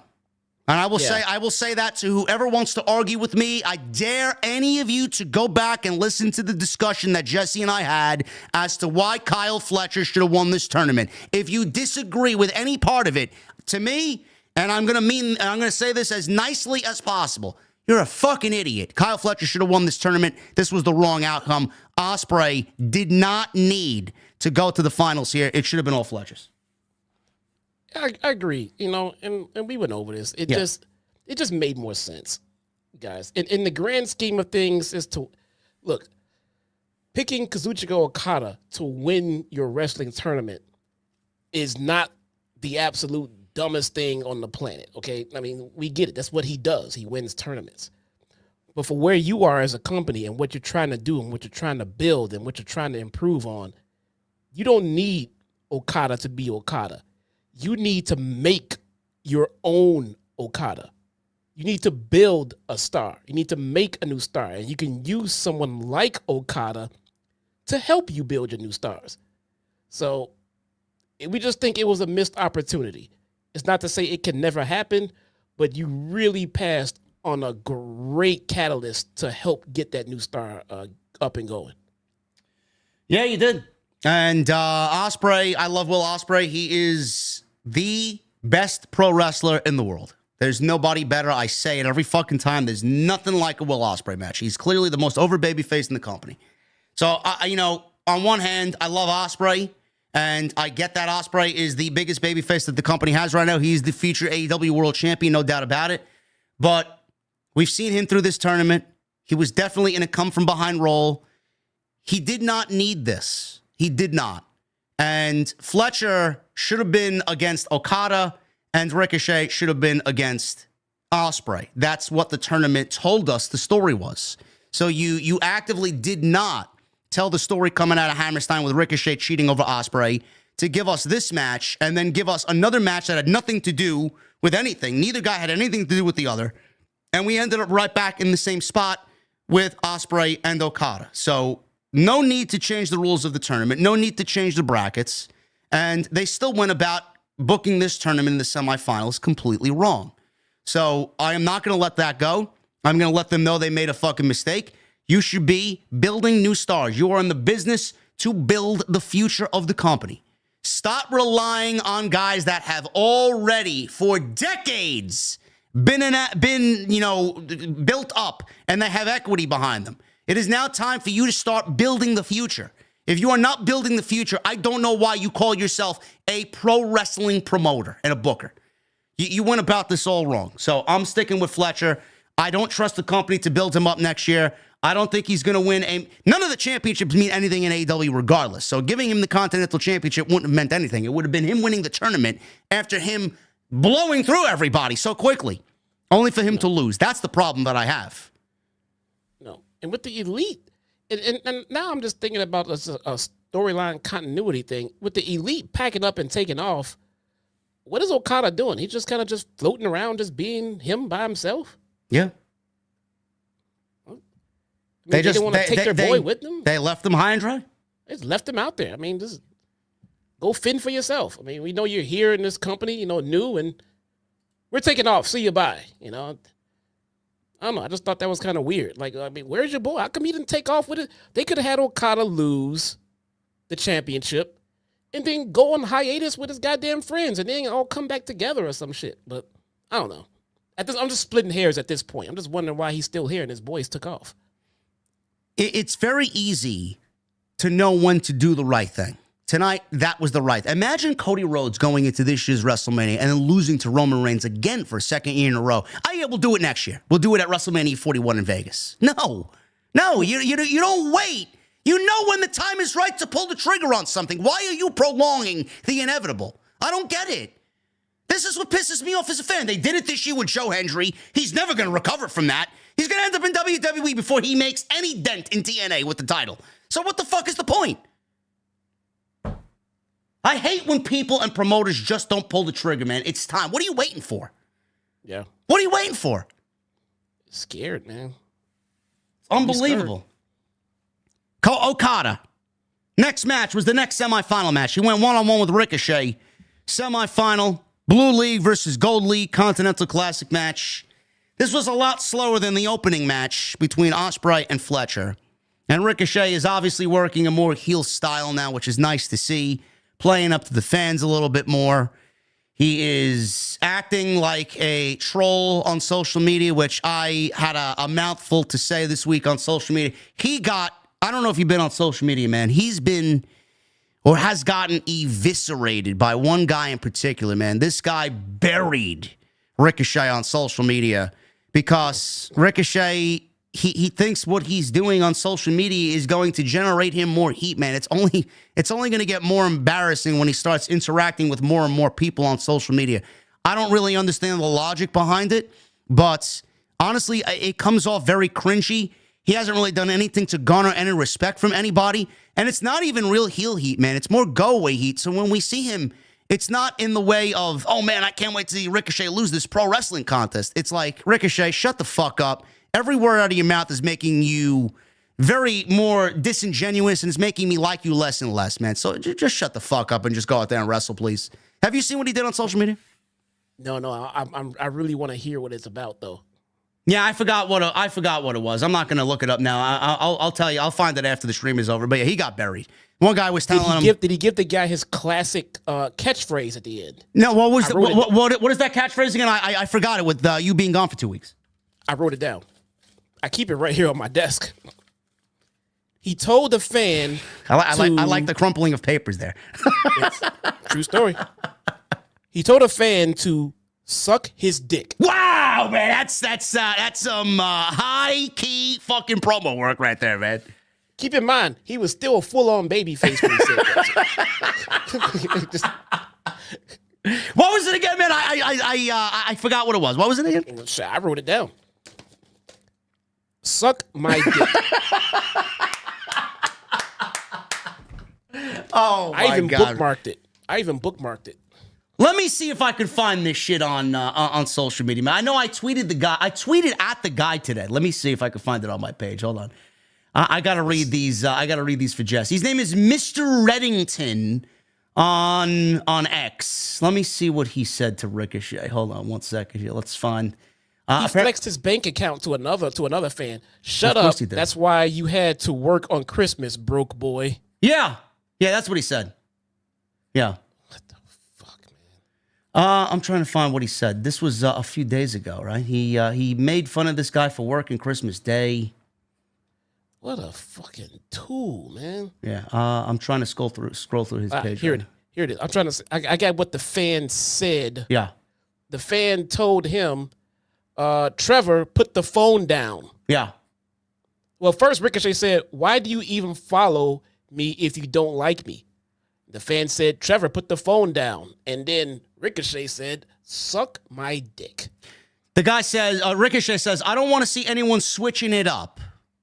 If you don't like me before, you missed your chance. No jumping on the bandwagon now, cheese curlers. So this guy, Mr. Reddington, says, you're cool. Just think your promo skills equate to two cats fisting each other in a birdcage. Ricochet says, shut up. That's why you had to work on Christmas, broke boy. Then the guy replies, just for the record, I was off on Christmas like my TV when you're wrestling. Oh, my God, dude. Oh, my goodness, man. This is fucking buried. This guy fucking buried Ricochet on social media, and that's basically the gist of it, yeah? Oh, yeah, this guy here, Ricochet says, this is another one. Broke boy also isn't very innovative. Same old shit. Nothing original inside his broke-ass head. Ha, ha, ha. Then Mr. Reddington replies, instead of toilet paper, they should have thrown your ass some cue cards. At least it would dispel the illiterate rumors. My God. Bro, Ricochet's tweet got 274 likes. Mr. Reddington's got almost 8,000. My God, dude.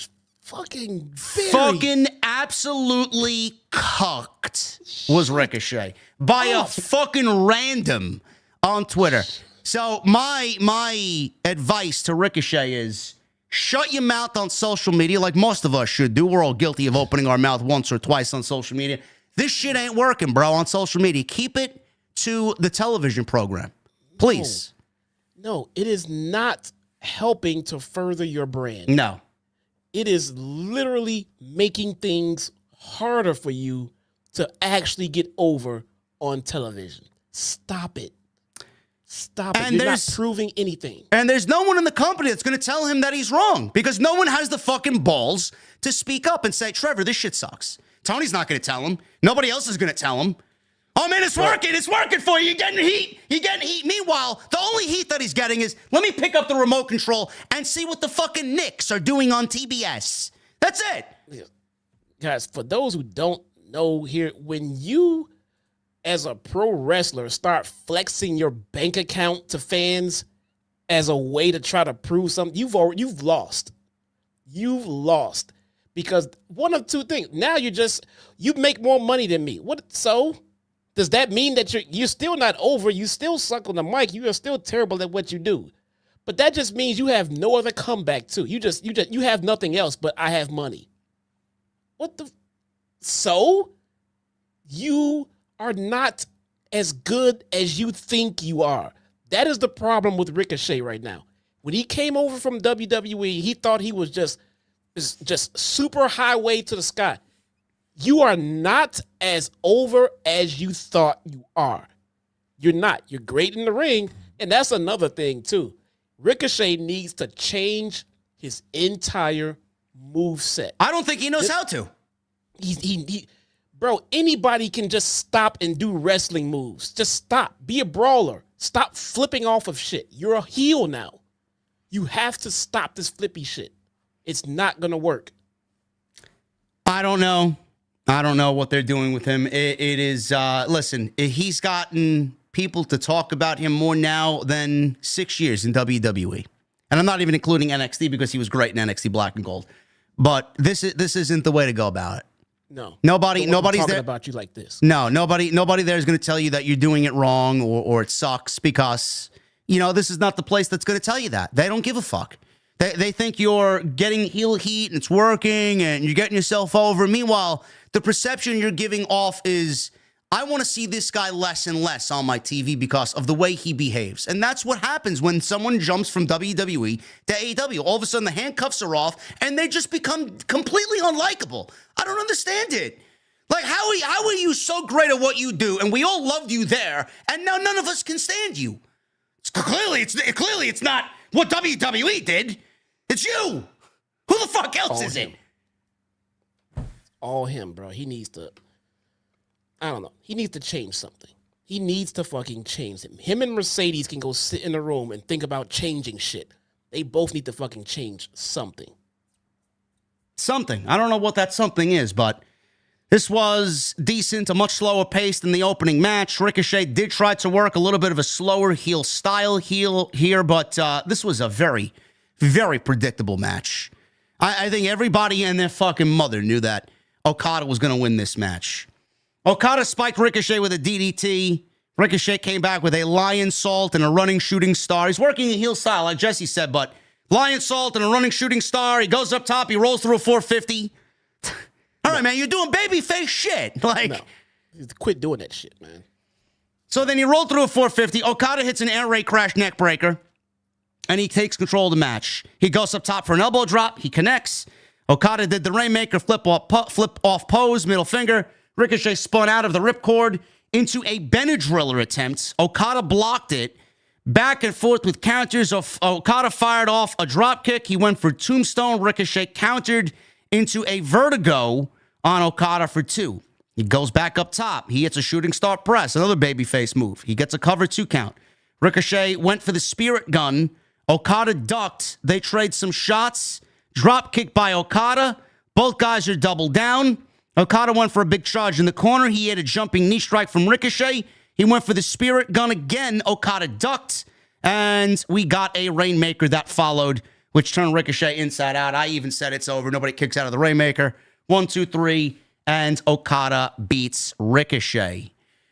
Post-match, Okada went to the back as toilet paper started flying into the ring until Swerve's music hit, and he comes out with Prince Nana. Strickland congratulates Ricochet for making it just as far as he did last year in the Continental Classic. Ricochet said he was going to win it. Clearly he didn't. Being a man of his word, Strickland said if Ricochet blew it, he'd make him feel it big. All Ricochet has done since coming to AEW is run his mouth. Ricochet talks a lot of mess, so Strickland is here to clean up that mess. Nana comes out with a wagon full of toilet paper, and he starts tossing all the rolls of toilet paper into the crowd. Strickland says they want to help Ricochet have a clean slate for 2025. Strickland counts down and says, Happy New Year, Trevor, as Ricochet is pelted with toilet paper from every direction in the Edition Financial Arena at World's End. And Jesse, he stood there with his head down, and he had toilet paper being pelted at him and rolls and wads of toilet paper strewn about all over his sweaty body, bro, as he just stood there absolutely being cucked by AEW Creative, man. This was embarrassing, bro. It was so bad, man. Embarrassing. And this is further proof that TK is trying to be like New Japan. He literally brought toilet paper out to the fans to throw into the ring. It's not tradition here in the States. It's tradition over there, though. I don't know. I don't know what's going on or how they're building Ricochet up with this, if it's going to mean something more or something bigger in the future. This is very bizarre to me how this is going to eventually get him over. I don't know if they're going to end up selling toilet paper as a fucking commodity for his heel act, like Dominic Mysterio. Listen, Dominic Mysterio had toilet paper with his name and likeness on it. Maybe they do that for Ricochet, man. I mean, they're out here selling Dynamite diamond rings size 11 as a replica for MJF. So I wouldn't be surprised if that's the level of fucking garbage that their merchandising department has stooped to. But the toilet paper's got to mean something. This angle and him being cucked out like this has to mean something. So I want to start here, Jesse. You know, Swerve is feuding with the Hurt Syndicate, and we need another match with Bobby Lashley. That's obviously coming up very soon. I don't see Swerve losing 2 times in a row to Bobby Lashley. I have predicted. We have talked about this as well. I do think Swerve is going to end up having some sort of business relationship with the Hurt Syndicate, which is eventually going to lead to them, I think, going after the Death Triangle, because they are the only logical choice of a group that could stand toe-to-toe with the Death Triangle, or with the, not Death Triangle, Death Riders, whatever the case may be. Hurt Syndicate and Death Riders. So, at that point, we are now building towards Swerve and Ricochet. Ricochet, clearly, if he's going into a feud with Swerve, he's not coming out on top. So, what's the plan here? He's not beating Swerve. No. So, what are we doing? Are we really looking at a humiliation ritual for this fucking poor guy? What are we doing? You know, so there's part of me that wants to just kind of just book this and just lay this out on how it will probably go. But as I say that and think that out loud, that's not how it's going to fucking go. Because I'm just sitting there like, well, maybe this is an angle where they're going to get started and Ricochet starts his ascension and he starts off with Swerve. He's going to beat Swerve. No. I'm reading too far. They're just trying to bury him. That's just it. Yeah. That's just it. Now, I brought this up on, what was it, Saturday's Collision? I talked about this. Or maybe it was on Dynamite. I think it was on Collision. We talked about Ricochet beating Osprey. And I said, maybe there's a glimmer of a chance this guy gets this fucking heel shtick over. Now, clearly the toilet paper is embarrassing, and him being cucked out by the Hurt Business is embarrassing. I mean, I cannot see him standing side by side by MVP and Bobby Lashley. I can't see it. Not now. No, they fucked that up. Never going to happen.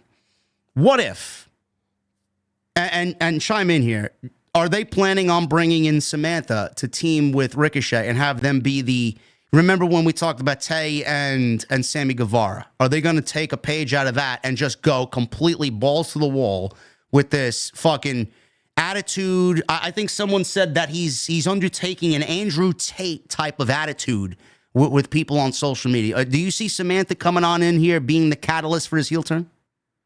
I thought they already had her. So I haven't been able to watch any shows for the last few days or so. But from the AEW Mole account reporting, I thought they low-key already had her signed. I don't know if that's the case. I'm very curious to see how much money they did offer her, if they did offer her anything, because that's going to be a big signing for them, because she's not going to come cheap. And I thought about what was the point of Ricochet saying, where if you weren't, on my team now, then don't get on the bandwagon. I thought that was because they now have Samantha.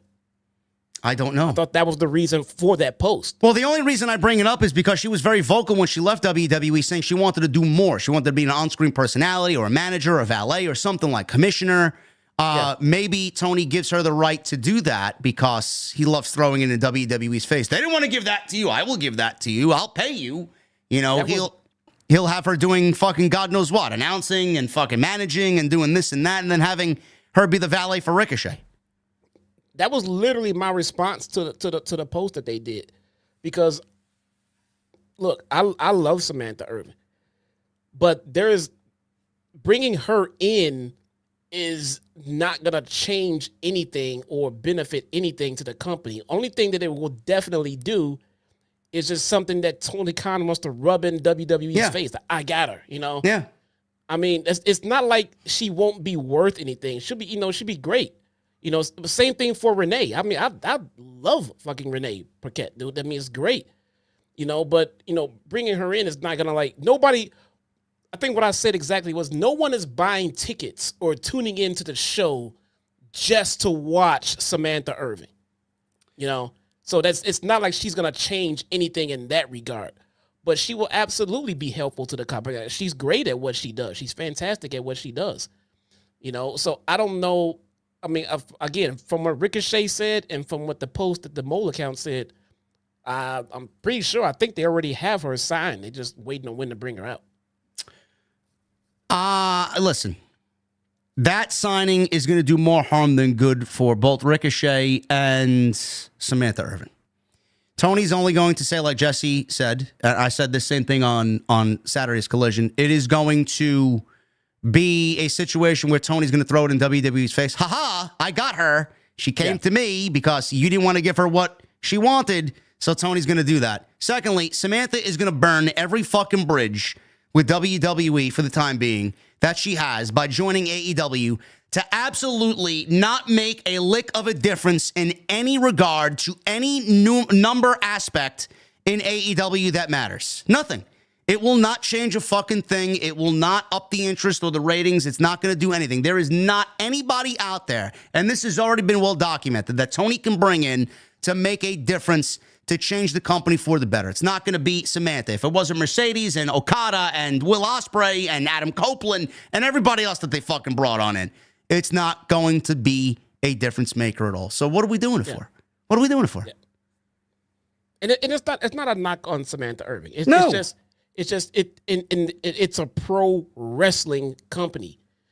She will be an awesome aesthetic. It should be a great addition, but she is not going to change.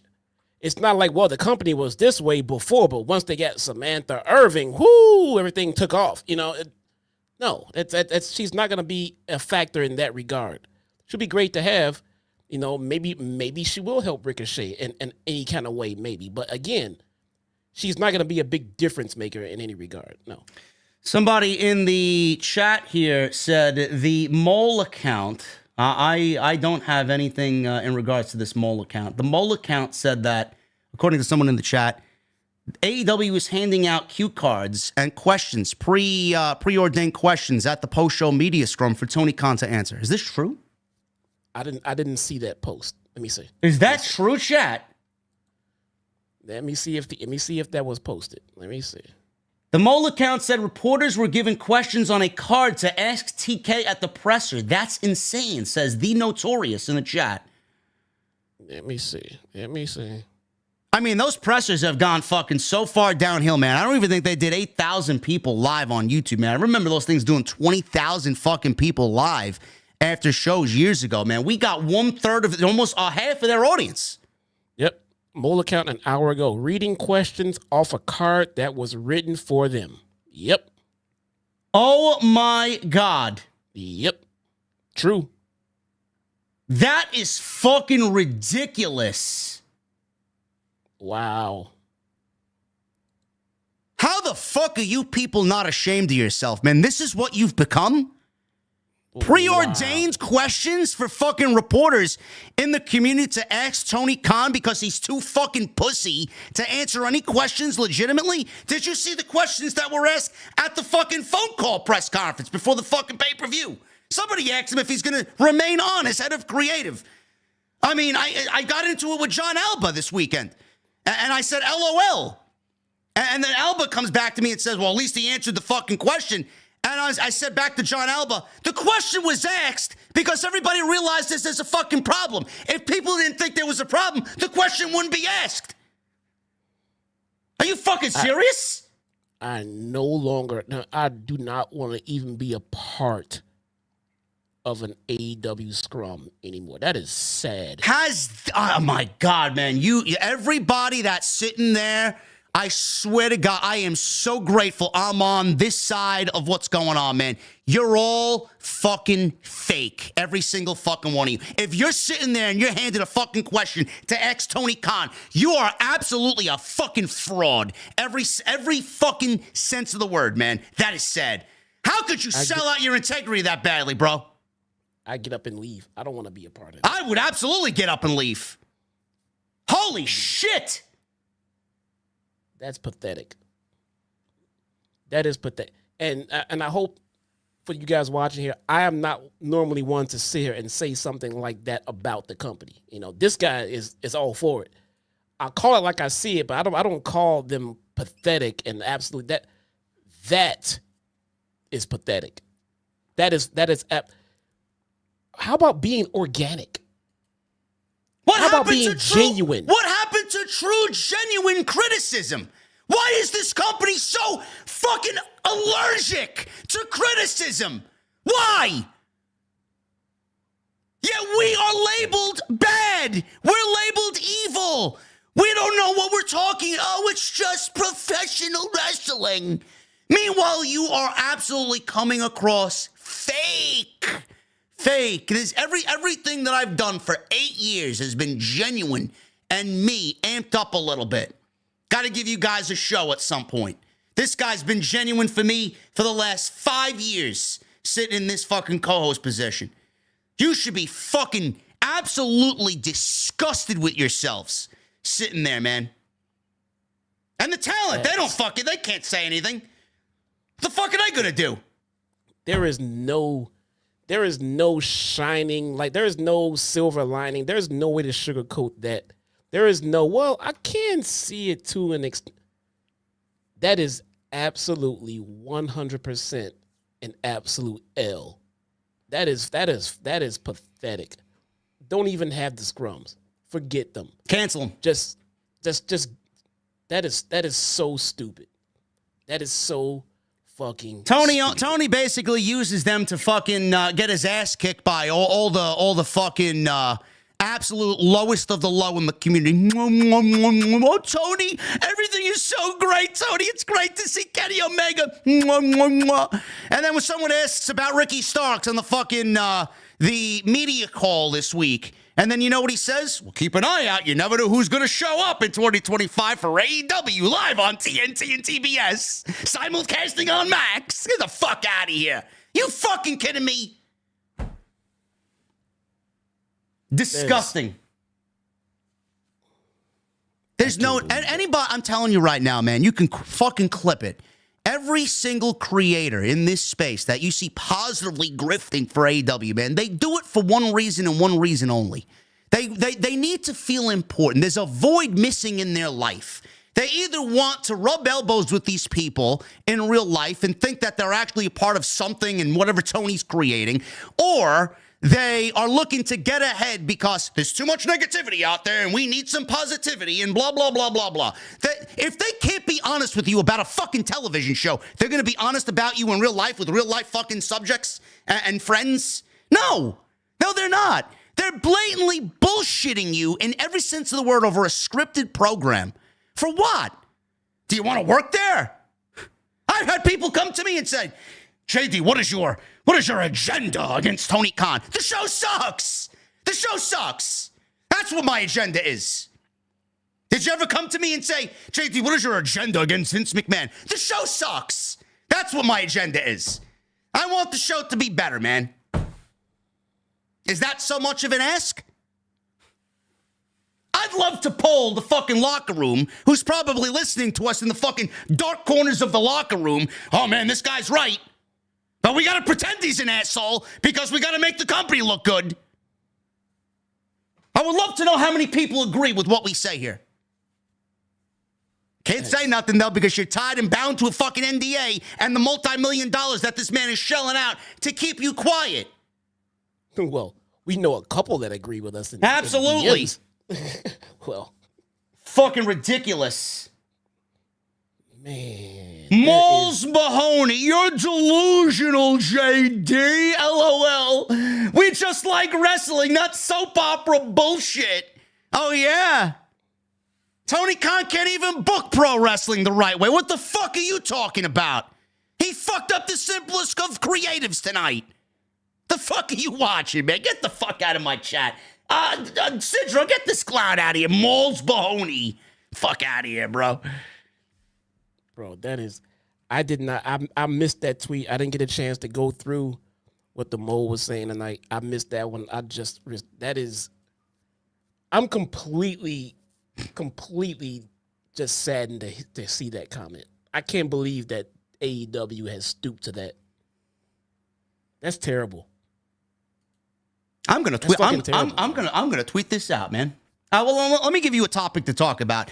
Don't tag. No. I'm not. No. Okay. I'm not. No. I see what's going on here, man. Someone's causing some fucking trouble over here. I see. That's fucking. Mariah May and Thunder Rosa. Oh yeah.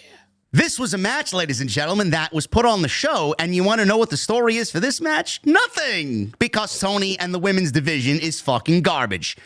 I said this on social media, man. This match was born at the main event of Dynamite a few weeks ago when Mariah May defended the championship against Mina Shirakawa. Everybody loves Mina. Bro, did you see Mina's Christmas photos, bro?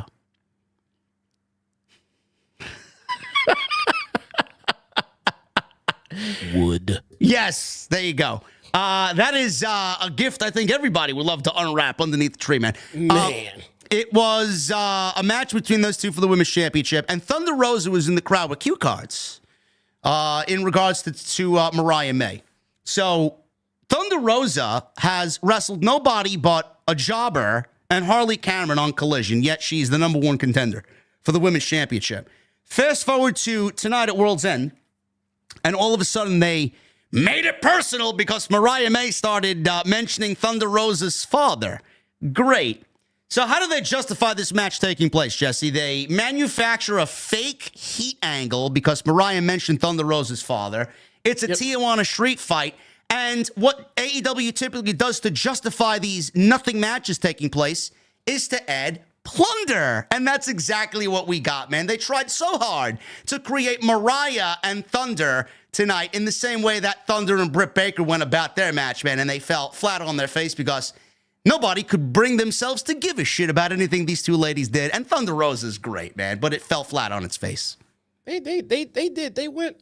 I was thinking the same thing. I think I even said it on my stream. It's like you got Thunder Rosa out there who looked great in those nice little shorts, by the way. Gotta give her that one. But you got her, you got Thunder Rosa's dad out here. And then you got, all of a sudden, Mariah May is out there trying to, I don't know, I think the goal was to seduce her dad, maybe? I'm not sure, because Thunder Rosa kept saying, "You're never going to be my mommy, bitch." So I'm guessing, so my take is, I think Mariah May was trying to sleep with Thunder Rosa's dad. which, I mean, it's been done before in pro wrestling. You know, you're trying to take my father and everything else. I mean, I get it. But it just felt like they took this match between Thunder Rosa and Mariah May and put it in the express lane from not having a match at all to absolute blood fuel. I mean, how did they manage to try to turn this into a blood feud with nothing going into it? Like, absolutely nothing. Like, all of a sudden, Mariah May wants Thunder Rosa's dad.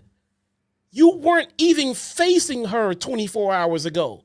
Now, all of a sudden, it's a match with Thunder Rosa's dad on a pole. I mean, I'm trying to figure that one out. Like, how did her dad get catapulted into this match? Thunder Rosa is bringing out thumbtacks in the piñata. I gotta say, that was very fucking creative, though. Sure. I did like that. I was like, they have a piñata, and you always see the thumbtacks come out in like a red felt bag or a black bag or something like that, and out come the thumbtacks. It's done too much. And even the thumbtack spot tonight, it's overdone. But the way they presented it out of the piñata, didn't see that coming. Got to give them that one. Didn't see that one coming. But this feud was an absolute joke. Like, you don't go from zero to someone's dad in the first match. I mean, I don't understand it. I don't get it. And that was another reason that no one cared about the fucking match itself. How about we book a fucking story? Creative. Yeah, let's try that. Maybe a story. Mariah May has had one of the worst title runs in the history of AEW in the time she's held the championship from All In. In 5 years, I can't remember a single fucking title reign outside of Toni Storm's. I can't. And Mariah May is now added to that list. Her title reign has been terrible. I don't give a shit what she's done in the ring. I don't give a shit how she's won the championship. I don't give a shit about the Toni Storm story. They have dropped the ball on Mariah May so badly to a point where some people were telling me they didn't even know Mariah May was the fucking champion. That's how insignificant she was. I mean, that's what we have done with the women's division. Nothing. There's this title nobody reign left. means there's nobody. What are we waiting for? Just put the title back on Toni Storm and pretend like Mariah May never happened. It's awful. Well, there are some left, but they're not being booked. Why is Deonna Purrazzo an afterthought? She's wrestling on Collision, bro. She's wrestling Why? Toni Storm on Saturday. Why is she stuck on Collision? Can somebody please tell me that? Thunder Rosa was stuck on Collision. Why? I mean, I'm guessing there's some kind of internal brand split. Why is Deonna Purrazzo, who was brought in with a lot of fanfare, why is she stuck on Collision? The only thing that Mariah May is known for during this entire title run is shaking her tits with Mina Shirakawa. That's it. And I don't mean that in a offensive way. I mean that's exactly what they portrayed her as on TV. That's exactly what they did. And the Mina story, where did we go with that? What wasn't Mina and Toni involved together? They did they did that match and they completely dropped Mina and nothing came out of that. They moved on to whatever they did next on the Rosa as if Mina was just there as a nobody, a jobber. What the fuck? Oh, they were involved, all right. They were damn near lesbians on TV. Then why did it come off so insignificantly? Yeah, sure, right. Mariah May beats Thunder Rosa to retain the AEW Women's Championship in a Tijuana street fight. Great. Thunder Rosa looked great. She did. She always does. Her father was at ringside. Apparently, she used her father's cane, who was sitting in the front row, and she started bashing Mariah May over the back with it. So there was a spot here. We'll pick it up towards the late ending of this match. Rosa, she hesitated at one point. There was a table set up on the outside, and May, she stumbled to her feet, did Mariah May, and Thunder Rosa tackled her through a table that was set up against the entrance tunnel on the stage. McGinnis on commentary is swooning over Mariah May. He loves Mariah May, which I don't blame the man. Rosa hesitated. This allowed May to throw a trash can at her, causing Rosa to stumble down the ramp in a very comedic way. May approached. Rosa waffled May with a bottle, and it shattered all over the place for a 2 count. Back in the ring, Rosa grabbed a piñata, like Jesse said, and She brought it to the ring and dumped out the thumbtacks. But as she went for the Fire Thunder Driver, May was able to escape into Mayday on the tacks. So both ladies go out to the floor. May sent Rosa into the steps before knocking Rosa's father's hat off. Very forced. Ripped his cane away and mocked him. May wrapped barbed wire around her own leg and charged at Rosa, who was laying against the steel steps on the outside, who moved. May crashed and burned into the steel steps with the barbed wire wrapped around her knee. Rosa grabbed the cane, which was her father's, barely started attacking Mariah May with it. It looked very weak. She sets up a table, launching off of it with the dropkick, and Rosa throws May back inside. She goes for a cover. She gets a near fall. Rosa wrapped a chain around May's throat, started choking Mariah. She let go, and she set up a chair. Rosa again went for a choke on May with the chain. May reached for the bag that Rosa had brought in. Apparently, this was dirt, we were told, from the Tijuana graveyards. Yeah. What? Whatever, man. Whatever. Who went to Tijuana to go grab dirt from the fucking graveyards, man? It's where this It fucking hurts more. It's where this storyline deserves to be buried, in the fucking graveyards of Tijuana. They spill onto the apron. The dirt gets into Rosa's eyes. She's blinded. Mariah May hits a Storm Zero off the apron. 2 Thunder Rosa through the table that's set up on the outside. 1, 2, 3. And mercifully, this match is over. There you go. Oh, man. The Tijuana graveyard dirt to the eyes won the match, bro. Give me a fucking break. Who books this shit? Oh, man. Oh, that's right. Some clueless fucking hack. It couldn't be dirt from outside in Orlando. That dirt came from Tijuana. Couldn't be the fucking sands off the fucking golden beaches of Orlando, Florida. It's got to be fucking dirt from Tijuana. Who the fuck's flying in from Tijuana? Oh, but it was her father, JD. Her father that didn't need to be there. Imagine calling on Mr. Rosa. Hey, sir, we need you for this fucking dead feud because we got nothing else to go off of. You're going to be integrated in the feud. We need you for the show. So good. Wasn't even Mr. Rosa at this point. I don't fucking know. It might have been some actor. Who the fuck knows? I'm assuming that was her dad. I'm assuming it had to be. It had to be your dad. Whatever. Hopefully she takes him out for a couple shots of tequila and he sleeps easy tonight. He got a nice little payday out of it. Hopefully. Made that guy go all the way to Orlando, man. Fucking ridiculous. Where'd they order it? Fucking TijuanaDirt.com? They overnighted it to Orlando, Florida. Fucking ridiculous. This fucking company is so garbage, man. My God. I don't fucking get it. MJF. He's back on the show, thank God. By the way, Justin, did you see the trailer or the teaser trailer for Happy Gilmore 2? I did. I saw one. I didn't see MJF in mine. Maybe I saw it. Was he in another one? No, they only have one. I don't know if he was in it or not. It was very short. It was like 40 seconds. But it's not coming to movie theaters. Apparently, he's in this movie, and it's like Adam Sandler is not the first time that Adam Sandler has had a movie premiere on said network, but this is coming to Netflix.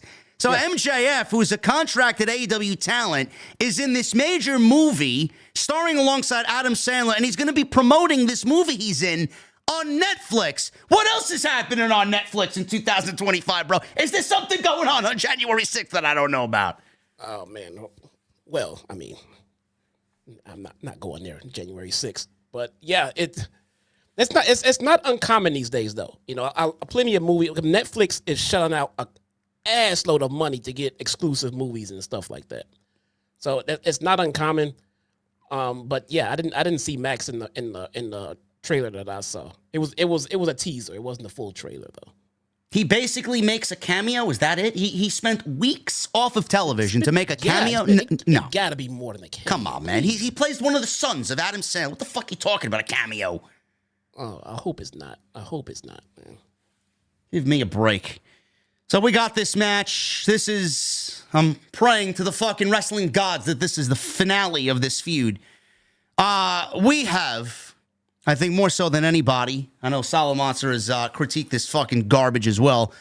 We've been very hard on this story. None of it makes any sense, and I'm not really going to dive into it head first again and go over every fucking thing that has been wrong with this story since both have been back on AEW television. But I will say, for as ridiculous and as flat as the story has been, this was a very good match. I enjoyed this match. It wasn't better than their previous matches, but it was a very good match to hopefully move on and have both guys go in different directions. Now, the Dynamite Diamond Ring was on the line. I still don't know why. It was outside on a pillow on a podium, and both Mike Bennett and Matt Taven were guarding the ring because they didn't want MJF to use the ring in the way that he's used the ring before in the past to cheat to win. Fail. So, yeah, they failed. Spoiler, they failed. So they're out there, and the match is going on, and we'll pick it up. I thought this was a very good match. MJF ended up bleeding in this match as well. So another blood spot in this match. So we'll pick it up towards the end, and we have Cole coming back after some offense from MJF. He is punching away. He hits Panama Sunrise. He goes for the boom. He hits it. He goes for recovery, gets a 2 count. Cole sees that. MJF kicks out of the boom. He goes for it again. MJF just falls down. He crumbles to the mat. Cole started trash-talking MJF. MJF dove for the chop block to regain control, so he tried to take out the leg and the ankle. So he went for that to take control of the match. So they both going at it, punching each other.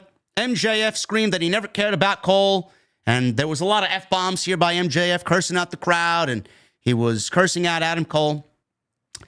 He never cared about Adam Cole, who fired off a super kick. MJF swept out the legs and went for a figure 4. Cole flipped MJF off, rolled over, causing MJF to get to the ropes. Referee checked on Cole. MJF went out of the ring, but Taven and Bennett were standing in front of the podium. He went for the Dynamite Diamond Ring, but he did not get it at this point. So MJF smacked the ring steps and cried that he was hit. So Bryce Remsburg, the referee, sees MJF doing the Eddie Guerrero. He sees that he's lying and he's writhing in pain on the outside after he heard someone crash into the steel steps. So he faked going into the steel steps, and Bryce kicks out Mike Taven and Matt Bennett and Mike Taven. They get out of there, whatever their names are. Kicks them out. So the Undisputed Kingdom is no longer at ringside. So now this opens up the ring for MJF to go grab it and use, which he did. So MJF quickly grabbed the ring. MJF charged at Cole, who hit a super kick, put the ring on. Cole went to use it. MJF hit a low blow and a heat seeker, and that was it. He gets the win off the heat seeker and pins Adam Cole. That was the right decision. Creatively, MJF was supposed to win this match and should have won this match. So post-match, MJF grabs a chair. He was going to Pillmanize Adam Cole's ankle. He was about to Pillmanize the ankle until Roderick Strong returned to the ring. All of a sudden, we hear the Undisputed Kingdom theme music. He runs out. He's back. Roderick Strong is back. MJF quickly bailed out of the ring. He runs up the ramp. Kyle O'Reilly appeared. He shows up. He grabs MJF. He throws him back into the ring. MJF is hit with high-low from Roddy and Kyle O'Reilly. So O'Reilly helps Cole up. MJF gets out of harm's way, and he's still in the ring. They hug. They embrace. Undisputed Kingdom is back together. Cole puts on the Dynamite Diamond Ring, knocks MJF out, lays him out in the middle of the ring, and all the Undisputed Kingdom leave together with no shenanigans. And that was it. So we got Bennett and Taven together with Roddy, Kyle O'Reilly, and Adam Cole. Here, I thought we were going to get a heel turn, and we were going to get the Kingdom joining MJF, and we were going to get some play off of last year's World's End, Jesse, but we got no play here, no shenanigans, no funny business, and we get MJF winning, but knocked out and making the Kingdom look strong in defeat. So how are you feeling about this, man? Are we going into 2025 still with these guys feuding? Because it certainly left it open for this to continue. Or are we moving on completely with Cole and MJF doing separate shit? You know, I thought, and I even said on this show a while back, I thought that they were going to give us a nice little story, a nice little ride to get these guys back together. Because I even just said, like, just put these guys back together. But I get it. They want to tell us a good story before they do it. This was the story they were telling us. The Undisputed Kingdom is back together, and it's like not even a footnote in this stream that we're doing right now. No one cared. It's not like, finally, look, they're back together. Look, it's a big moment. Look, they're finally, we're just, no one cared.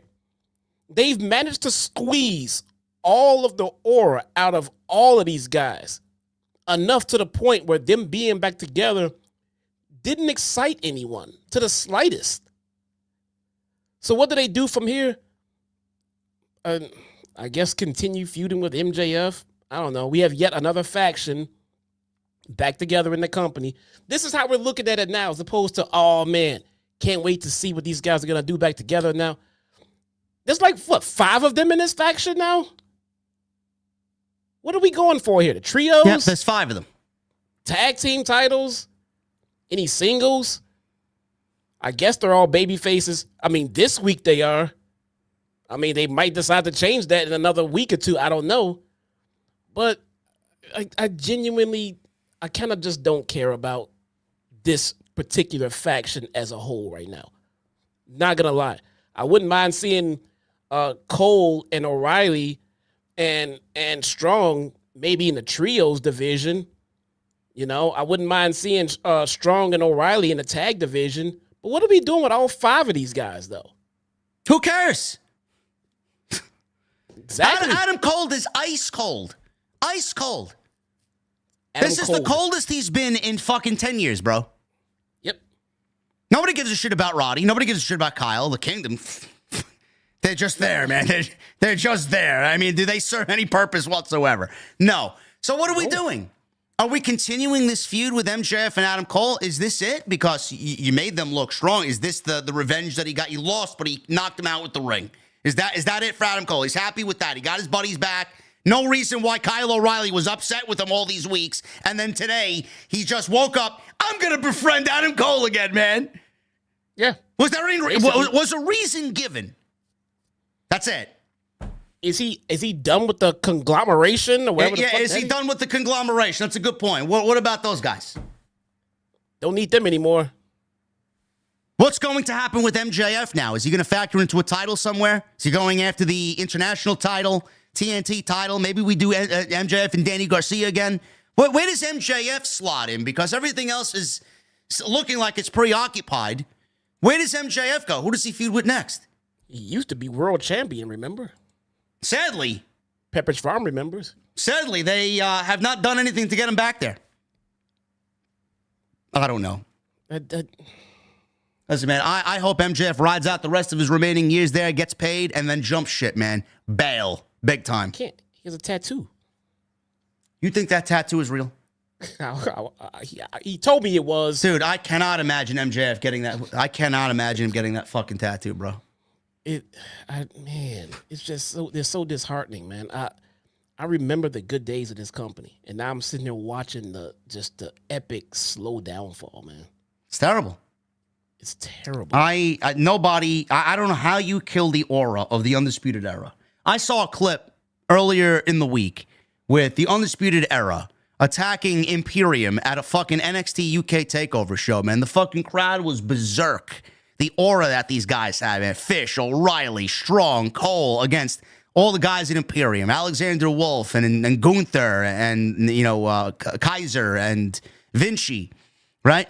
I mean, what happened? What happened?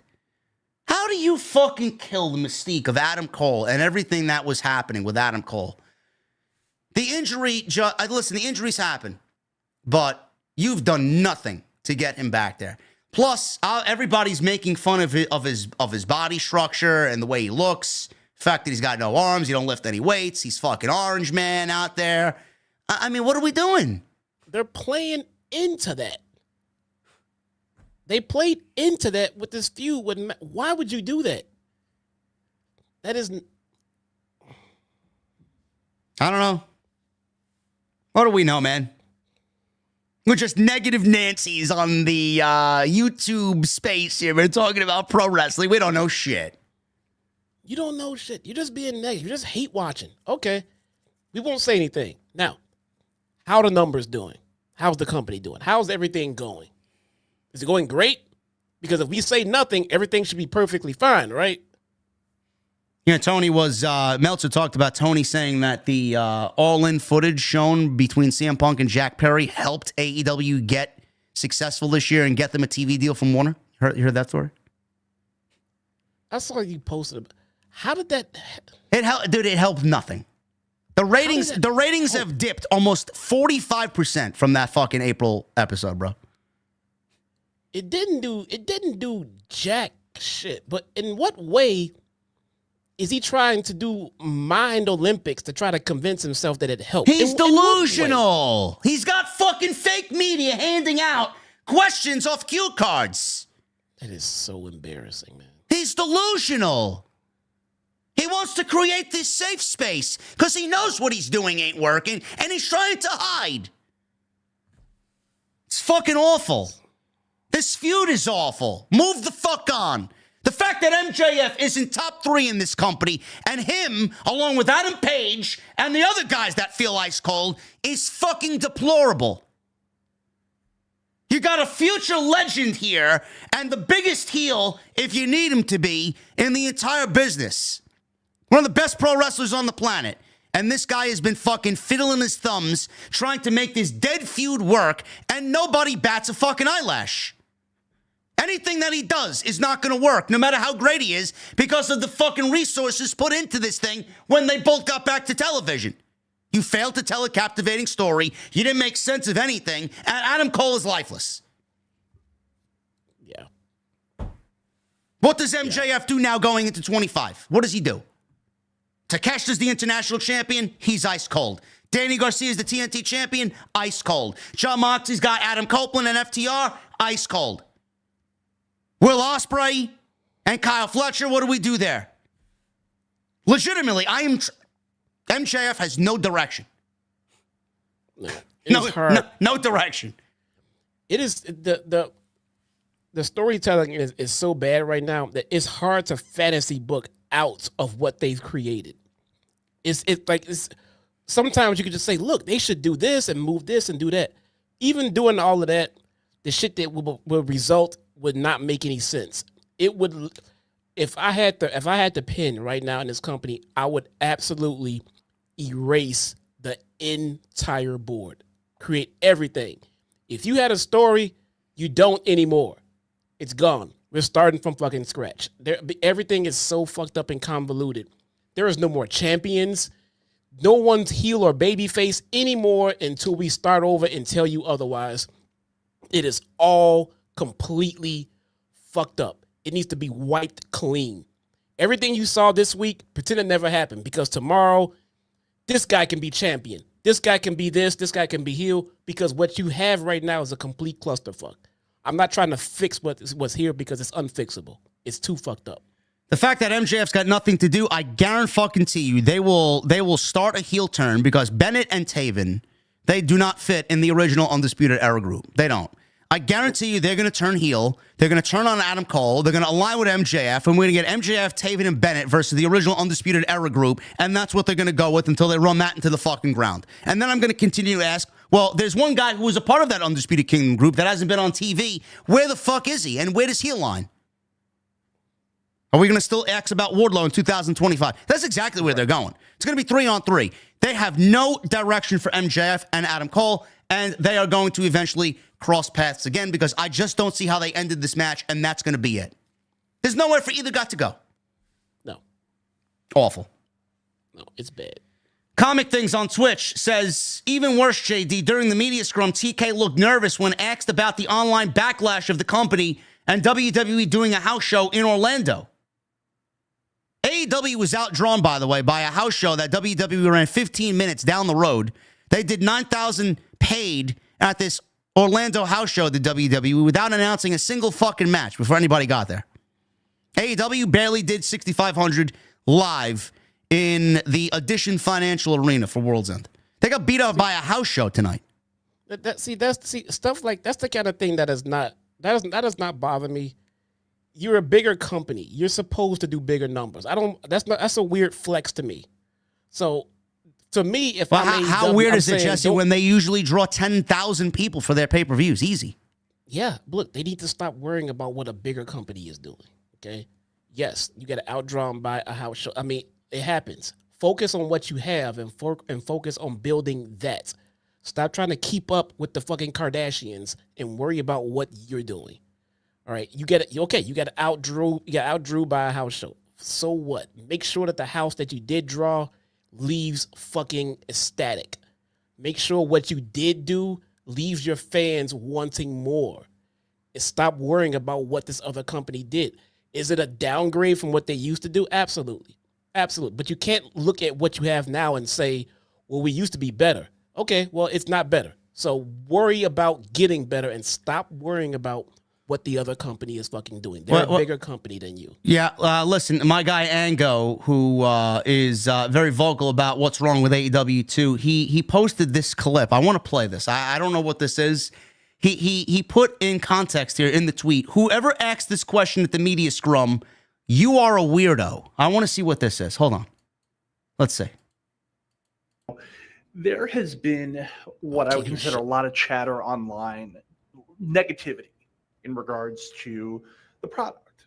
And obviously you're just coming off a brand new television deal. You're going to be on Max. You're going to be doing all this stuff. Do you guys have at least a strategy for next year to try to combat a lot of this negativity that festers online and is basically done for almost monetary reasons? Tony's reactions are fucking comical, man. Bring down what you guys are doing. I'm watching now. Hold on. You guys are literally, having in regards to money, your best year that you've had since you've started. Just like I said. All right, stop sucking dick already, please. It's difficult. It's hard. It's hard to watch if you're a fan of AEW to just see again a lot of the negativity and what is with these facial reactions? Bad faith negativity as well. So I think there's, like you said, so many great positive things. All right. I don't have what he said there, but I mean, holy shit. This guy went through it. Dude, I swear to God, man, it's like he's a ventriloquist out there. You see his facial reactions. What the fuck?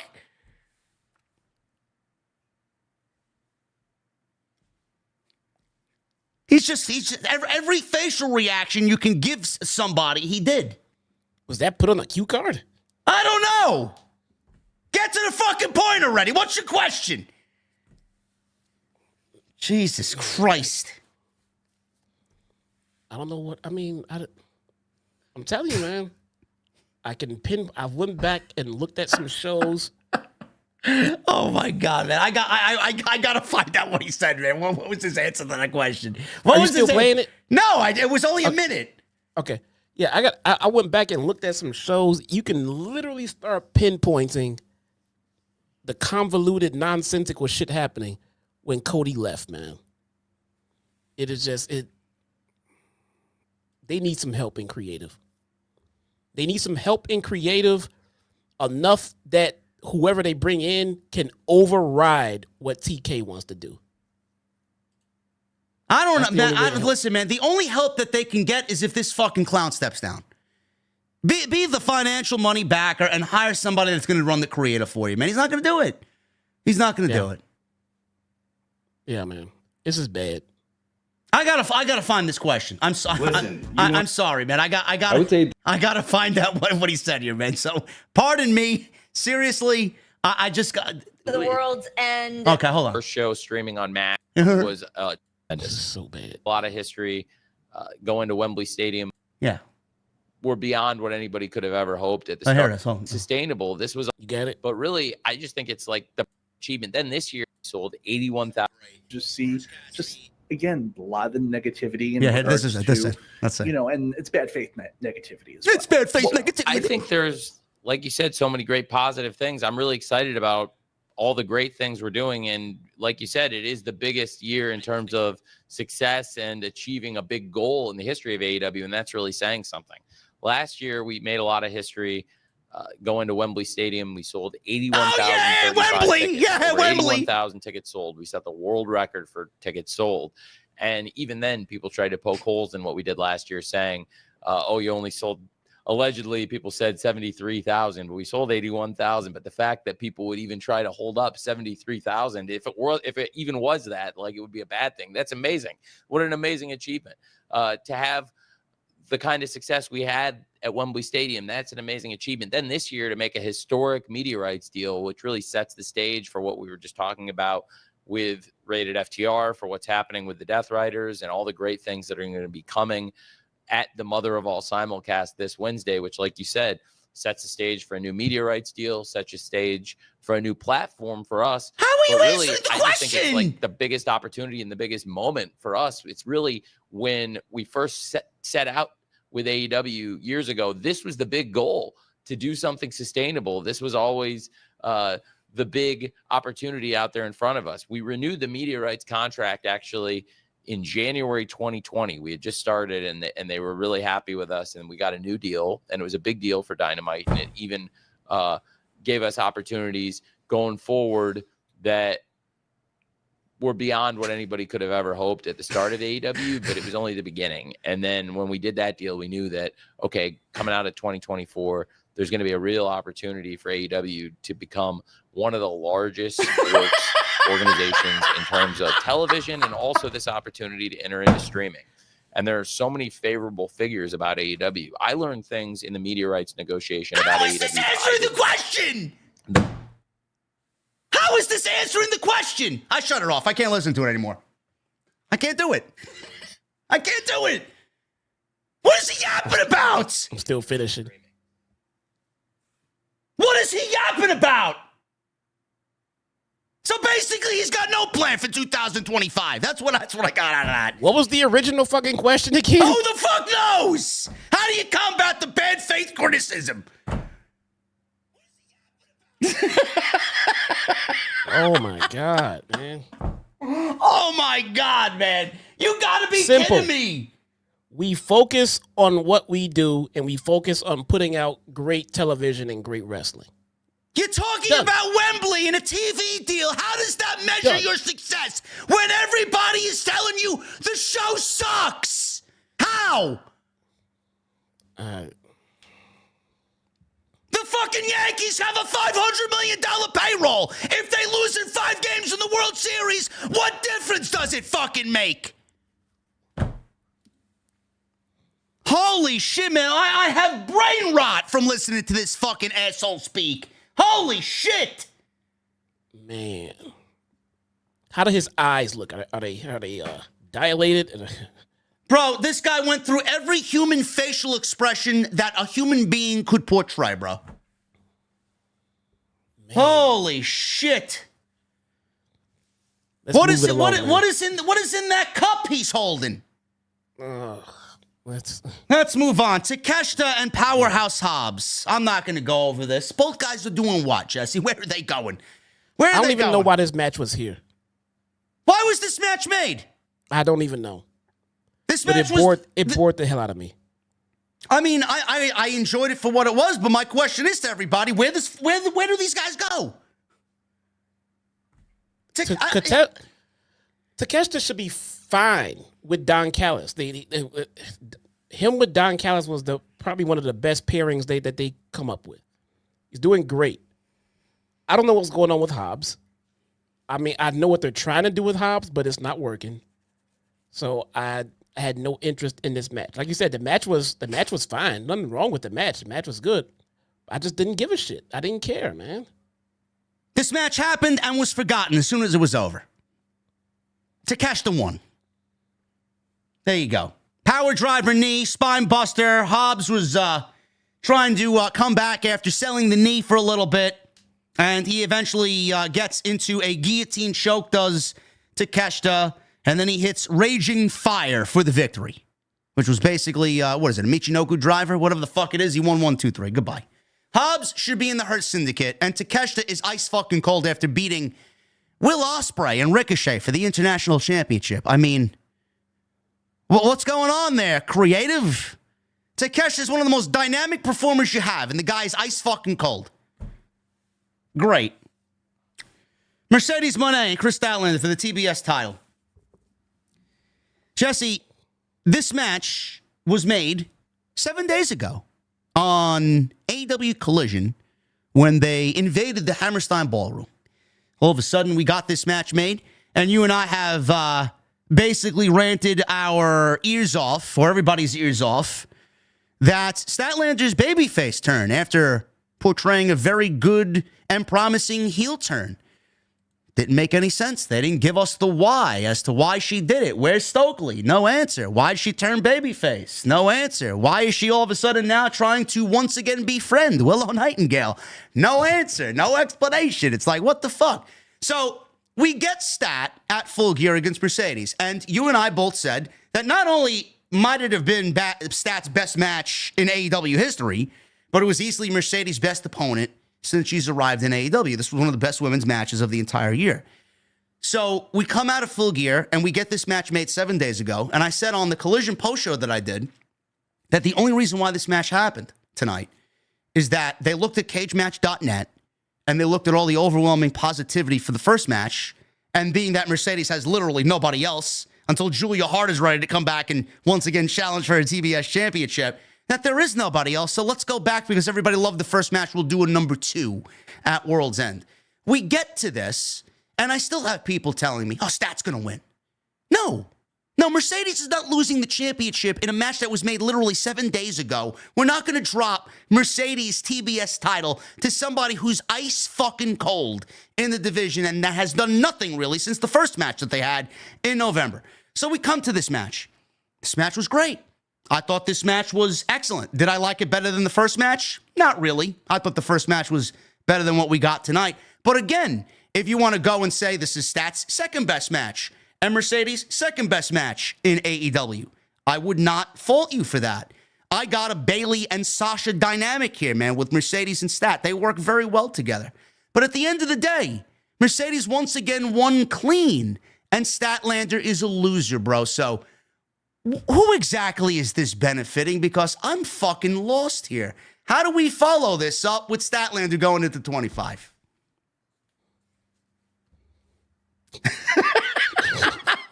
You got no answer, man. You got no answer.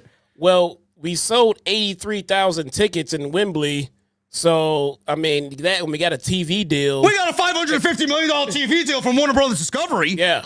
So, you look at that and you look at the numbers and you look at, they said we sold 72, but it was actually 83. And, we did get the TV deal. And, it's going, you get. Who? Scott don't even know what he's saying. That's close. Yeah. He's got no explanation for what we saw tonight. Yeah. Next question. No, man, look, I'm still I'm trying to figure out why Stat turned. I'm slowly but surely getting over the fact that we're never going to get an explanation why we don't see Stokely and Stat together anymore, on why she's not heel anymore. I'm trying to move on from that. But then questions like this, because I thought the same thing when this match was over. I'm sitting there like, well, what now for Stat? She looks terrible after this match. What do we do now? Well, shit, for all I know, she could be healed tomorrow. Who fucking knows? I don't even know anymore. I don't know where you go with Stat. Kris Statlander should be exactly where Jamie Hayter should be by now, at the top of the division. I'm not sure what direction that TK has for her, because with that yank of a heel turn that she had back in the babyface tells me that he doesn't really know himself. How the fuck are we supposed to know? But more importantly, this is the important part, guys, pay attention. How are we supposed to care? I don't know. It's a great match. That's all it was. It was a great match. Yep. But I have to mention it. There's no story. Match was booked 7 days ago, right? And who exactly does this benefit? I just feel like they're throwing people at Mercedes because there is nobody else for Mercedes to work with that's credible. So they threw Statlander out there, and in the process, you make Statlander look bad again, even though she had a great match. What the fuck does it mean? When you lost, you're 2 times a loser now. First match, you lost to Mercedes, clean. Second match, you lost, clean. I don't want to hear Statlander and the word title match in the same fucking sentence again. I don't. So where do we go? You ruined Dana J. You ruined Statlander. Who's next? Is it Willow? Are you going to give us a reason why Stat is all of a sudden wanting to befriend Willow again? Does this mean that Willow is going to now step in and fight for the honor of her friends, Kris Statlander? For what? For what? She just beat the shit out of you in a Chicago street fight in August. Now you want to be friends with her again. Ridiculous. I'm sorry, man. I really wish I had more input on the. There is none. There's none to give, bro. There's none. Don't fucking know what they're doing.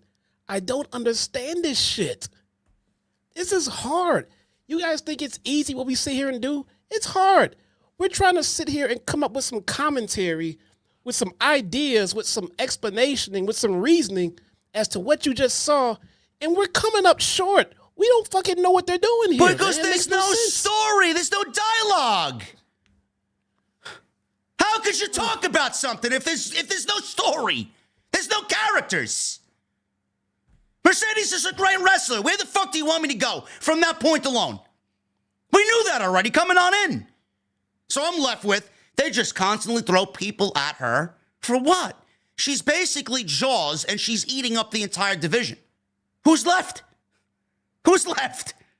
She is literally the Charlotte Flair of AEW. Who is left? Mercedes left to get away from Charlotte and the terrible booking of the women's division because there was preferential fucking treatment for one person and different people over her. Now she's in AEW, and now she said, oh, I can push my weight around because I'm Sasha fucking Banks. Let me go into AEW and show everybody who the boss really is. And that's exactly what we've gotten. Meanwhile, everybody else is worse off for. Name me one woman who is better off for Mercedes Moné being in AEW. I will wait. There is not a single fucking soul in that division. Nobody. And where is Camille? Gee, man, they moved on from Camille pretty quickly. That Mercedes now beat Stat twice, clean, with no help. Did they even need Camille at all? They're really throwing it in Camille's face that she wasn't needed for 3 months, wasting our time. Where the fuck is she? Oh, I'm sure she signed an NDA and is home now, waiting for a phone call that will never come back to work. Give me a fucking break. I thought, and everybody in my chat thought, that Camille was going to come out and be involved in the outcome of this match. And she could have been involved in either side. She could have just stuck with the turn and helped Stat win, or she could have came out and helped Mercedes win, and it could have all been a ruse. We tricked you all. We were all together the whole time. I mean, whatever. But again, no Camille. Who cares? Mercedes wins. Mercedes won. Apparently, Mercedes at the end of this thing was screaming, "Why won't you die?" to Kris, Statlander. She locked on a statement maker, which is the bank statement. She transitioned into an STF. Statlander lunged for a rope break. Moné is yelling, shrieking like a banshee out there.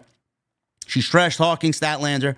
Charged, but Statlander, a big lariat followed, and then she followed up with Saturday Night Fever. Moné escaped. They both traded rolling pin attempts until Moné got a seatbelt pin, which was beautiful. She trapped the leg in the crucifix-style seatbelt pin, and she got the victory over Statlander. Post-match, Moné gave a nod of respect to Statlander for celebrating on the ramp, and Statlander got a standing ovation from the crowd, cheering for who is now a two-time loser and now goes way, way, way, way back to the back of the line, and she's probably in catering now with Jamie Hayter somewhere. Great. Statlander deserves better. Way better. Yeah. And Stat was looking very good tonight. All right, calm down. Okay? Just So putting that out was Mercedes. there. Okada. Mercedes Moné. Yeah. Okada. And Will Ospreay. Finals of the Continental Classic. And what can I say here, man? This was a great match. I thought this was great. I mean, there's no other way to go about it. It was a great match, which you would expect. Okay, I'm not familiar with their fucking New Japan Pro Wrestling catalog. I'm not gonna go back and fucking sit down and fucking document everything that they did in New Japan. I don't give a shit unless it happens in America. Okay, but I know that these two have history, and I know that they are two of the greatest pro wrestlers on the face of the planet. So, a great match was a given here. So Jim Ross match will never, ever, ever be bad. No. Ever. Jim Ross is on commentary. He's out there for the final two matches. We'll pick it up towards the end of the match here. They work very well together, as you guys know. Okada, he hits a Emerald Flosion, and he comes up with a Rainmaker flush, but Ospreay managed to kick out. Okada slowly taking his time, waiting for Ospreay to recover, ducking a big shot with a high-angle German suplex. He went for another Rainmaker. Ospreay turned it into a Spanish Fly for a 2 count. Ospreay goes for a hidden blade. Okada hits a drop kick with Ospreay, no selling it. Hits a big hook kick, tried for another Os cutter, and he got drop kicked midair. Okada tried for a Rainmaker. Ospreay ducked and hit a Rainmaker of his own. And then he goes for a Stormbreaker and hits it. I love the Stormbreaker. One of the prettiest moves in wrestling. He gets a 2 count off of the Stormbreaker. Ospreay wanted a Tiger Driver. Okada flipped out into another Rainmaker. Both guys are down. But Okada, at the same time, great camera work here and great call by Jim Ross. He called out that Okada still had the wrist applied. He was hanging on to Ospreay's wrist. So Ospreay fought back with another hook kick. Okada ducked, hidden blade. He wanted Rainmaker. Ospreay flipped over, went for Stormbreaker. Ospreay escaped. He got the wrist lock, hit a Rainmaker, and he got the 1, 2, 3. Great spots, great close to the match, and Okada wins the Continental Classic. Post-match, Okada offered a handshake to Ospreay, who was helped to the back by doctors because he had a great match with Fletcher. He was bleeding. He had dried blood all over his face and all over his body. So he was out there in a war. They played Okada's music, and then Christopher Daniels came out to the stage to congratulate Okada on continuing his reign as Continental Champion. Daniels said, normally, this is when I'd walk down and present him with the title, but I'm no longer an EVP for AEW. This man is. And he points to the stage, the tunnel, and Kenny Omega's music hits, and the crowd obviously goes crazy. Omega takes the Continental title down to the ring, hands it to Okada. He holds it up in the air. He gives Omega gives Okada a golf clap, and he leaves, and that was basically it. He walked out of the ring. Now, meanwhile, during Omega's entrance and Omega being back, commentary didn't shut the fuck up once, and they were just speaking over his music and speaking over the moment instead of letting the moment breathe. These guys didn't know when to shut the fuck up. All I wanted to hear was Omega's music, the crowd, and him walking down the aisle. I want to live in the moment. Meanwhile, these guys are fucking blabbering on about whatever the fuck they're talking about, ruining the whole moment. So, we already discussed this in the beginning. We're not going to spend too much time. If you guys want to watch the epic rant that was on the Continental matches that we've seen tonight, go back and watch the beginning of the stream. But Omega coming out, Jesse, it's great to see Omega because he's truly one of the few remaining fucking pieces of the heart and soul of this company. But Tony's infatuation with Japanese pro wrestling and doing this match here on American soil in AEW after we've seen it 5 different times already in New Japan Pro Wrestling, I don't see what that accomplishes to do that here. He should be more focused on getting Kenny Omega tied up with the story that left him incapacitated, finish that, and move on to Omega doing something else. I don't know why we need this match to take place now for the Continental Championship and then have Okada and Omega stare down at the end of this tournament. He's so hung up on Japanese pro wrestling that he's going right to this match, but at the same time, he ruined Ospreay in one night, Ricochet in one night, and Kyle Fletcher all in one night because he's infatuated with New Japan Pro Wrestling. He can't wait to get this dream match that he's seen 1,000 fucking times already on AEW television. What difference is it going to make for a 6th time after all the times we've seen these guys in the ring, man? I love the match. Kenny Omega's fantastic, but the creative and the decisions made creatively for this tournament, bro, they fell absolutely flat on their face, and it was disgusting to watch. It did. It did. And when Kenny came out, there was so much confusion. There was so much, I mean, the fans were like, oh my God, Kenny's back. But the way they brought him back, Christopher Daniels saying he's not the commish or not an EVP anymore, and this guy was. First off, Kenny has been an EVP, and that has never changed, so I'm not sure what that meant. I mean, I personally, I told the guys on my stream, I'm saying, look, does this mean that he's the new commish and that, because that's essentially what Christopher Daniels was doing. And he told us that he wasn't going to be doing that anymore and it was going to be this guy. Okay, so is Christopher Daniels did not wrestle anymore. Is that what Kenny Omega is going to be doing now?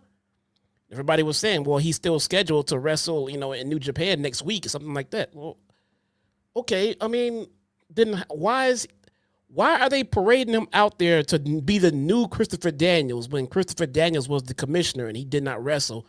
And the last time we heard that Kenny Omega's, his condition was, in danger of him not wrestling anymore. That was literally on the table. I started worrying that Kenny Omega was done wrestling, and he came out looking like gloomy and just downtrodden and just like, okay, this guy won and then left. I'm just a little confused, and you shouldn't be confused at a blow-off like this. I'm a little confused about what was going on with Kenny exactly. So but as Okada was leaving, they kept panning and putting All In the periph in that shot. Yeah. So I'm assuming they were trying to let us know that they were going to be looking to do Omega and Okada at All In this summer. Yeah, but All In happens in July. Why are we going to wait 8 months to do a match that they should absolutely do either in Australia at Grand Slam or at Revolution? Yeah. The fuck are you waiting for July to do this match? They're back on television now. Omega's wrestling in Japan in about a week. What the fuck are you going to wait till July to do this match for? So we get Omega and Okada for the Continental title and have to sit through another 7 months of Okada with a championship that he doesn't really defend at all anyway.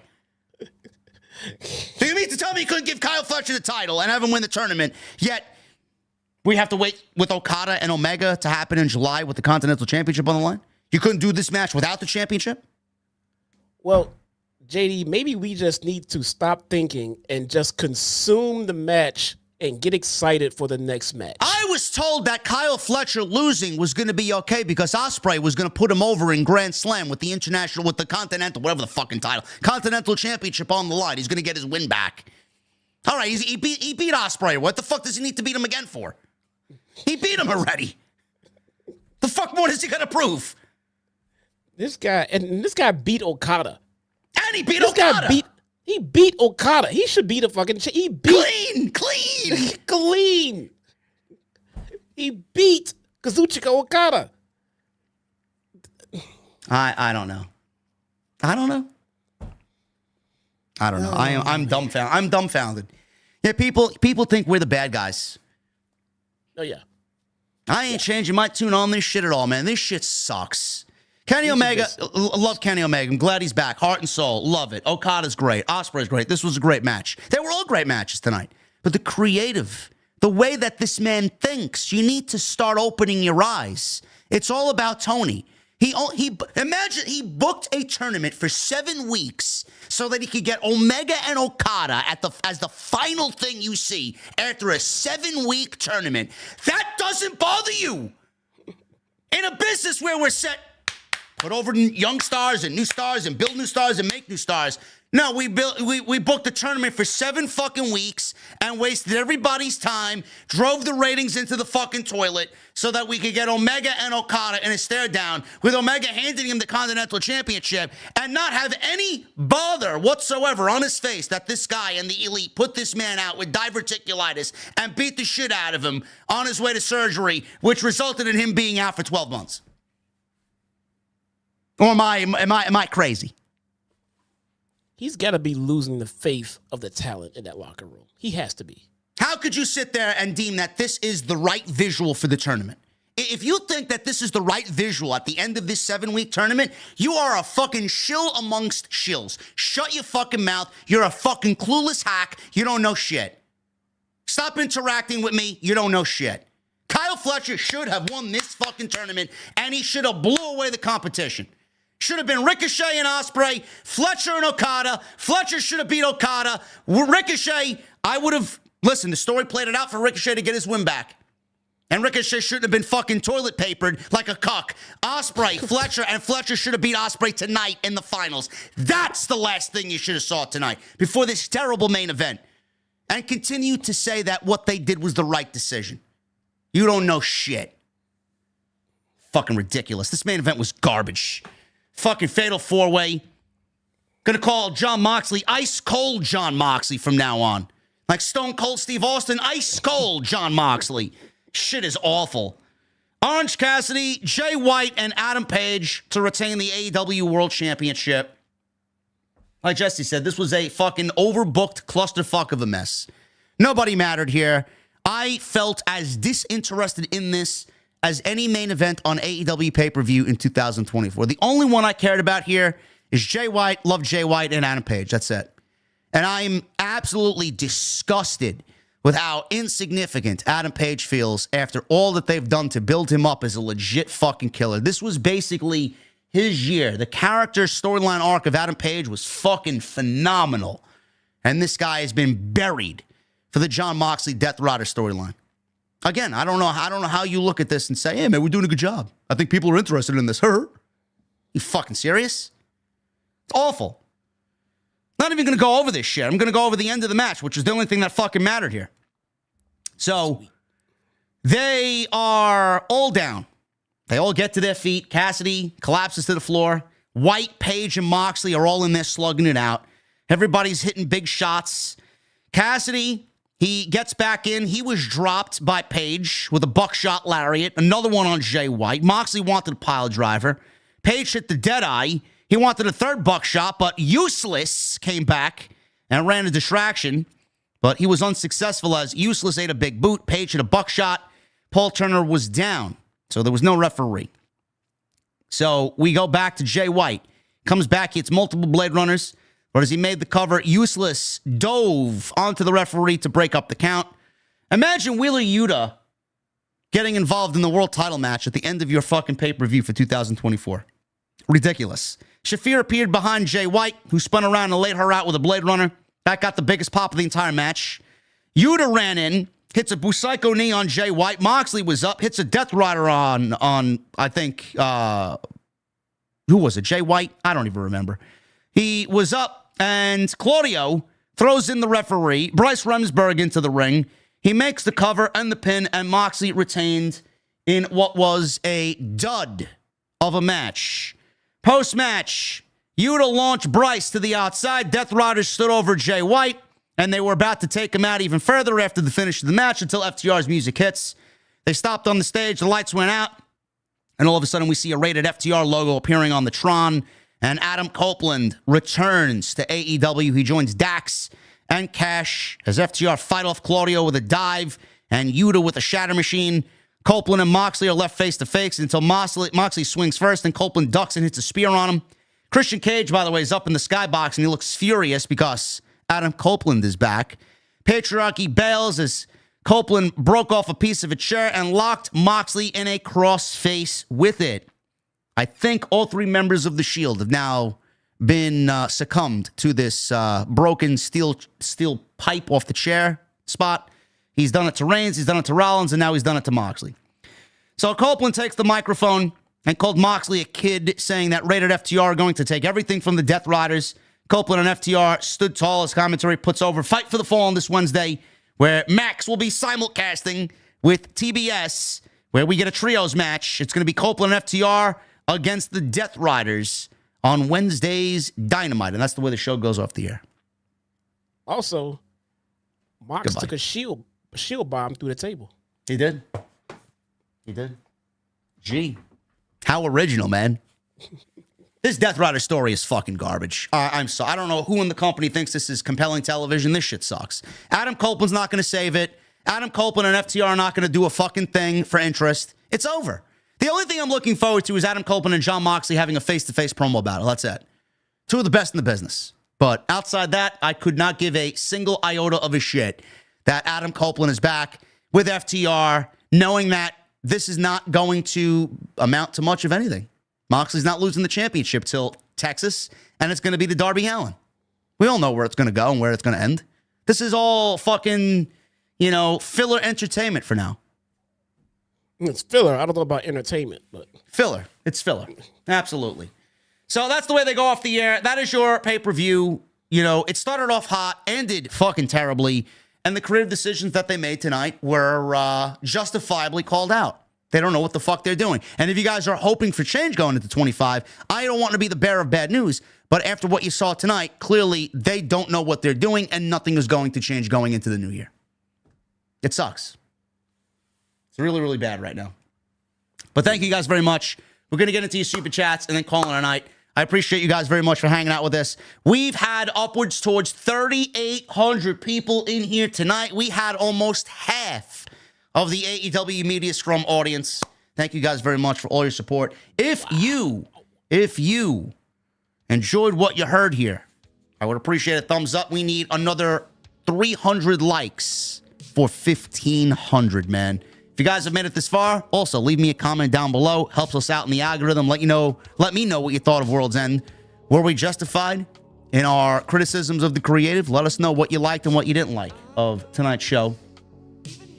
Super chats remain open. We'll get into them in a second. Follow Jesse on social media and on YouTube.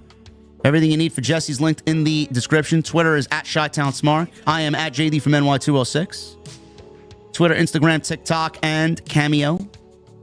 And make sure you guys go check out all the other content on the channel. We uploaded a great extra today talking about how delusional Tony Khan is for thinking that the airing of the CM Punk Jack Perry footage helped AEW in any meaningful way in 2024. Which it did. Spoiler. He's delusional.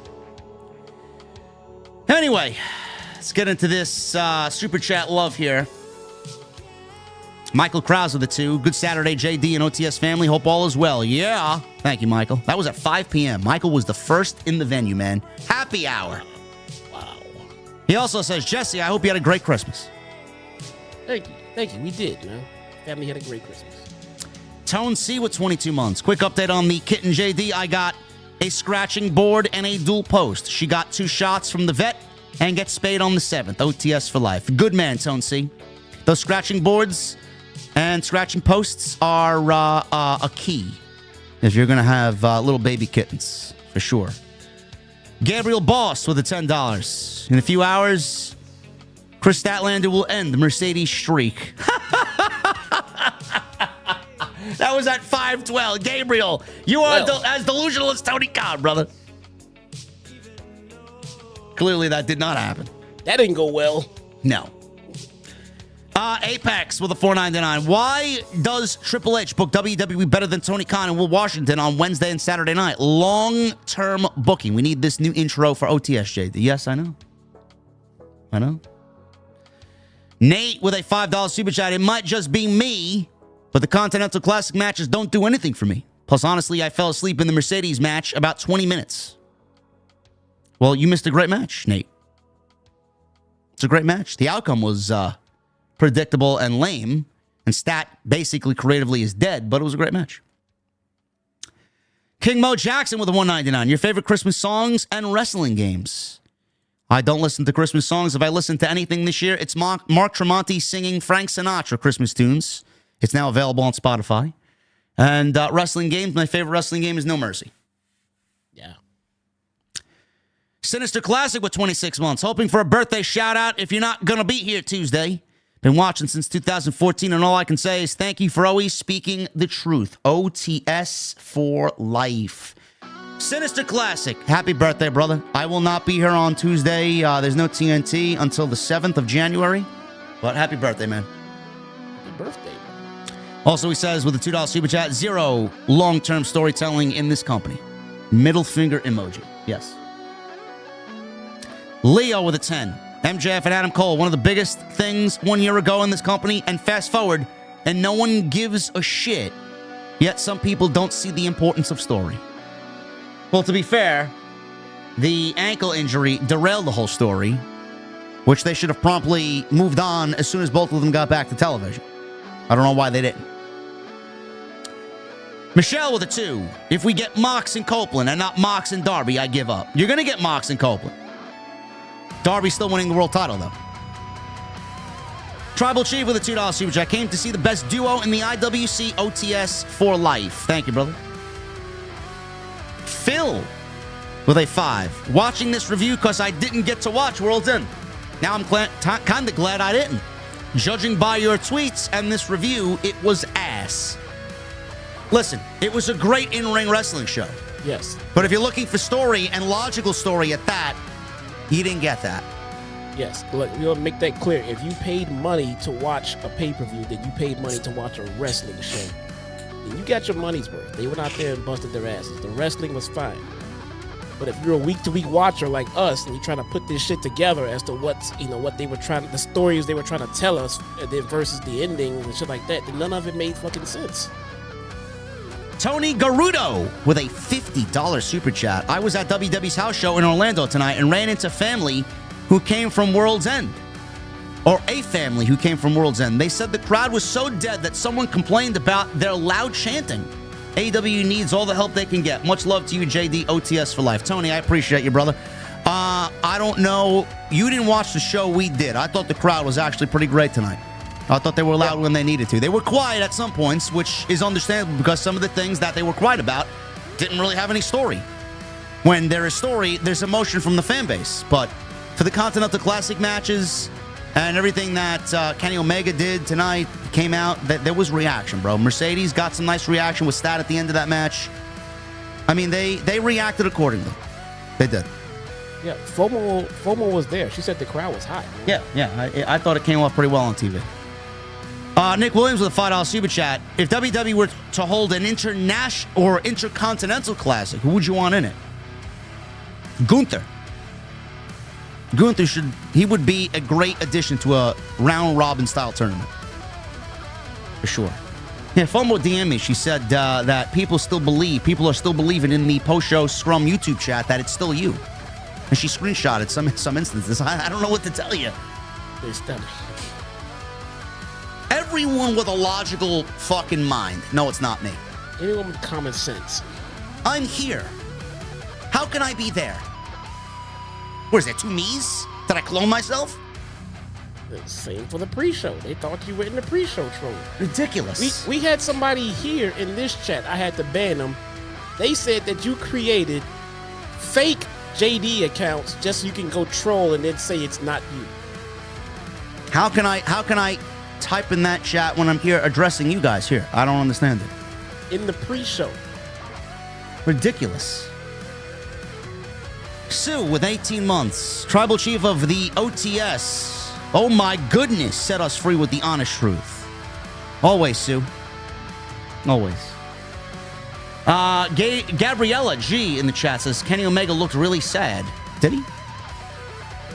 Yeah, he did. That's why I thought he wasn't wrestling anymore. Oh my God, man. Best in the world, Matt with a 5. Missed you, Jesse. Looking forward to Collision Corner on Wednesdays. Cheer, brother. Well, there's no Collision Corner this Wednesday because there was no Collision on Saturday. We had a pay-per-view tonight. Collision. Terribly sorry, guys. Black Wolf Inc. with $10. I'm more convinced now than ever that Swerve should have retained it all in. How he is relegated to handing out toilet paper after 3 losses is unbelievable. He should have faced Mox by now or something. Yeah, him and Page look fucking terrible. I'm sorry. Why was Swerve not in the tournament? I don't know. I have no idea. Okay, just... You could have put Swerve in, took Okada out. There you go. I mean, then that would have been, what, 7 people out of the 12 that are repeats from last year? Oh, we want to make the tournament different this year. You mean while you included 6 people that were in last year's tournament? If you wanted to do a completely new tournament, refreshing tournament, none of those people would have been in the tournament. Yep. Black Wolf with a 5. Also, JD, it appears that the super chat issue I have with your channel is strictly on my phone. We'll just have to donate on my tablet. Happy New Year. Yeah, brother. I've heard that before. Yeah, that's the thing. I'm sorry. I can't help you there. So if you guys want to support tablet or PC, I don't know what's going on with the mobile devices, man. Andrew Cool with the 199. Ricochet screwed Ricochet. Well, something went on there. I don't know. Chris X with a 2. The Death Riders of the modern NWO from 1998 and 1999.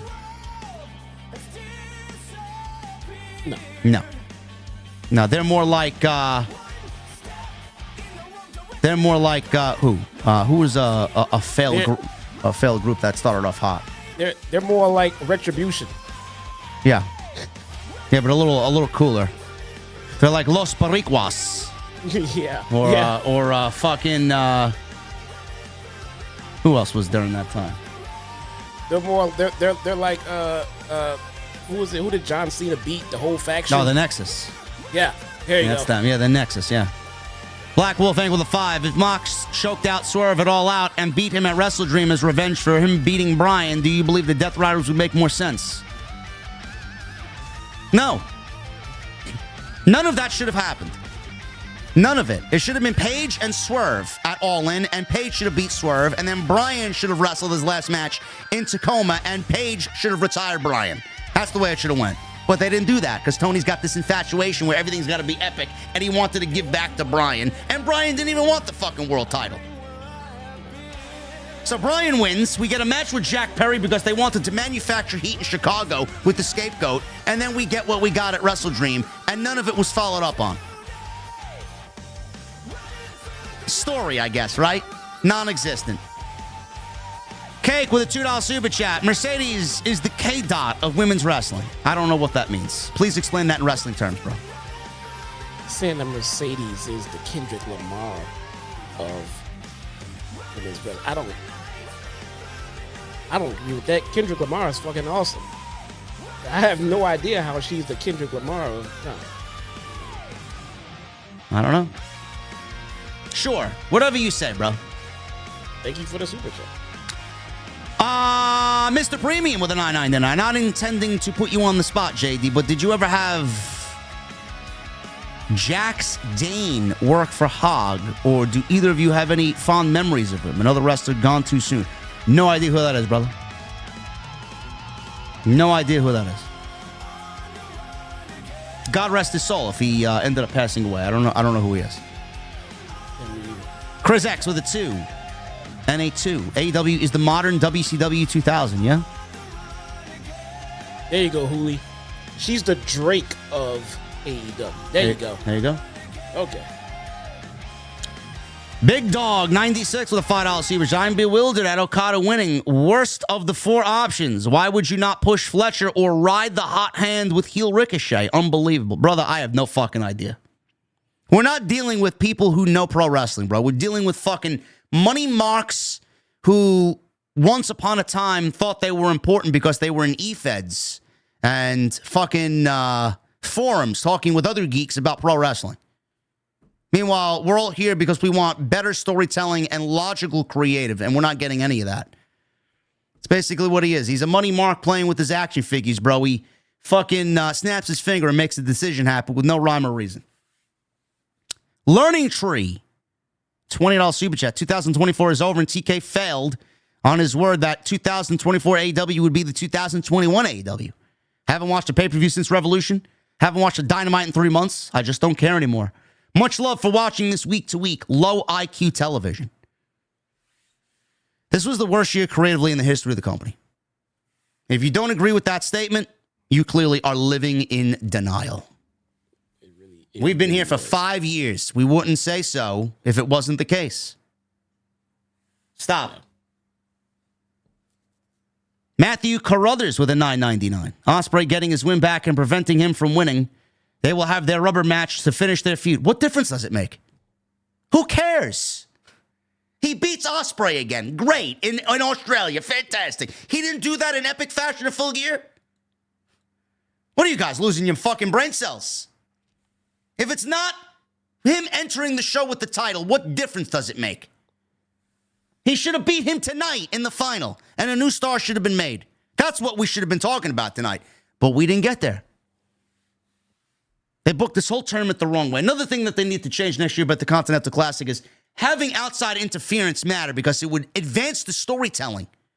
It's fucking Continental Classic rules. There's no outside interference. Yeah, he wants to make it all pro wrestling. I mean, it just feels like we get too much just pro wrestling, you know?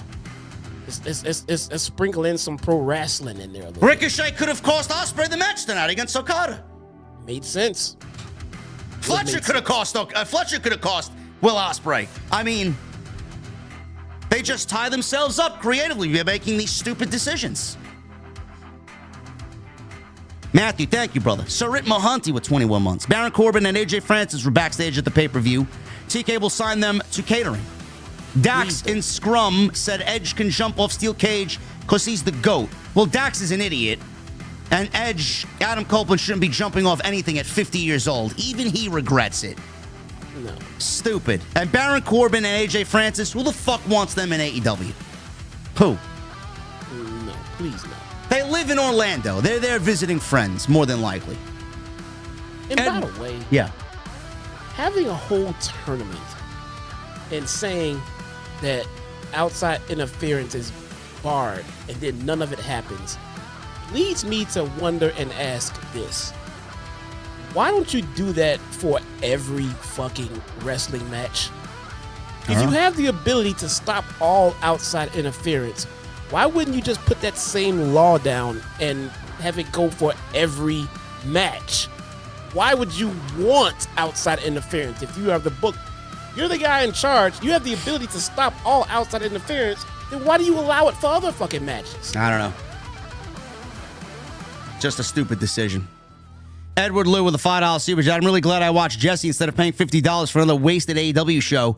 And now hearing this review, I can keep my money, saving my money from AEW. Good. Thanks for joining, man. We had a fantastic turnout, by the way. Good. Thank you, guys. Gabe Williamson with 13 months. So does that mean Daniels is a fall guy? Fall guy for who? What do you mean? I do. Matthew Carruthers with the $10 super chat. Kyle Fletcher came out of this tournament still looking great. He beat Okada and was the best thing in the Classic. Him winning the whole thing was never the story. Yes, it was. The fuck you talking about? It was. He beat Osprey at Full Gear. This was his tournament.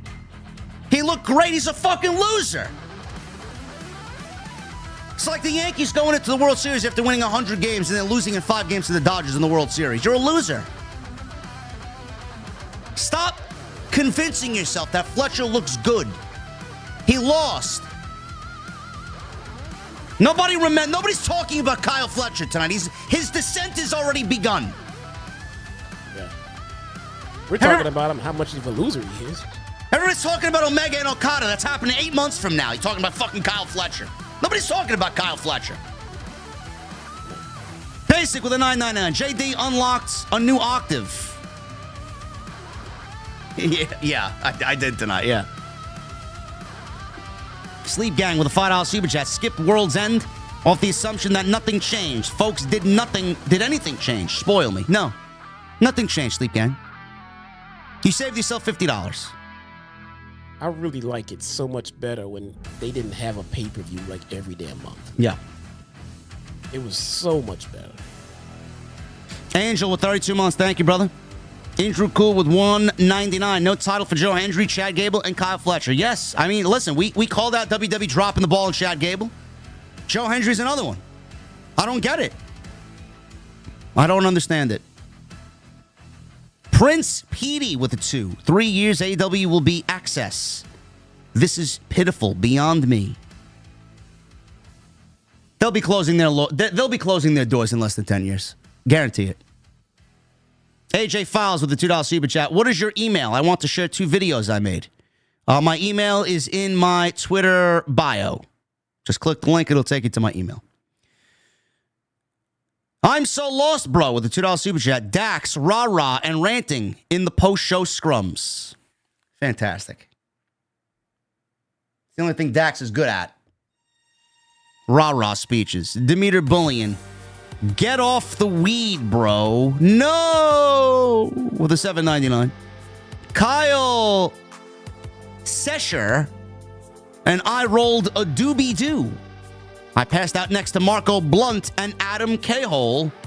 My dogs, JD and Jesse, who wins, Triple H or MJF in a real fight in 2024? I'm going to go with the youthful MJF.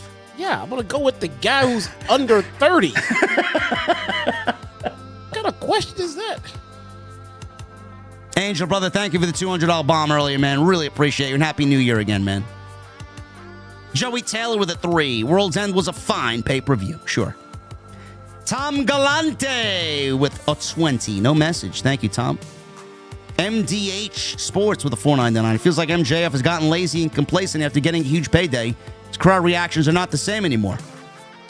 Well, it's the creative that they've been giving him, man. MJF used to... Everything MJF used to do is around story. He's been stuck in this fucking vortex of terrible storytelling for the last 6 months. Guys, it is not MJF. No. It is not. The only one that is responsible for them not getting over in this whole review that we talked about is Ricochet. Yeah. Everyone else is creative. Kratos with 50 months. Oh my goodness. World's End was boring, and I didn't have to pay for it. Mercedes is acting like a brat more and more now. She needs a reality check in quickly. She's spoiled. They gave her everything. They gave her that entire division, and nobody's better off for it. Out Sanity with a 5. Baldy can say SMD on Twitter, but Ricky Starks can't visit a friend in another company. Yeah. Yeah, Ricochet can say suck my dick on Twitter, but Ricky Starks can't find TV time. Yeah. Yeah. Don't go to WrestleMania and get caught on CCTV. No. Jace with 1 month. People who complain about critics hate watching should stop watching the critics. No, they're going to watch everything that we do, bro, because they can't help themselves. We feed their engagement on social media. And we love it because they add to our metrics. Yep. They can't live without us, man. We make them pennies on the dollar. You know, they got to get that Elon payday. Slam Tackle TV with a $1.99. Where's Wardlow? Isn't he in the Undisputed Kingdom? I don't know who that is. Who is that? Who's Wardlow? Wardlow? Never heard of him. Is he a video game character? Final boss in a video game I never played before? I don't know who that is.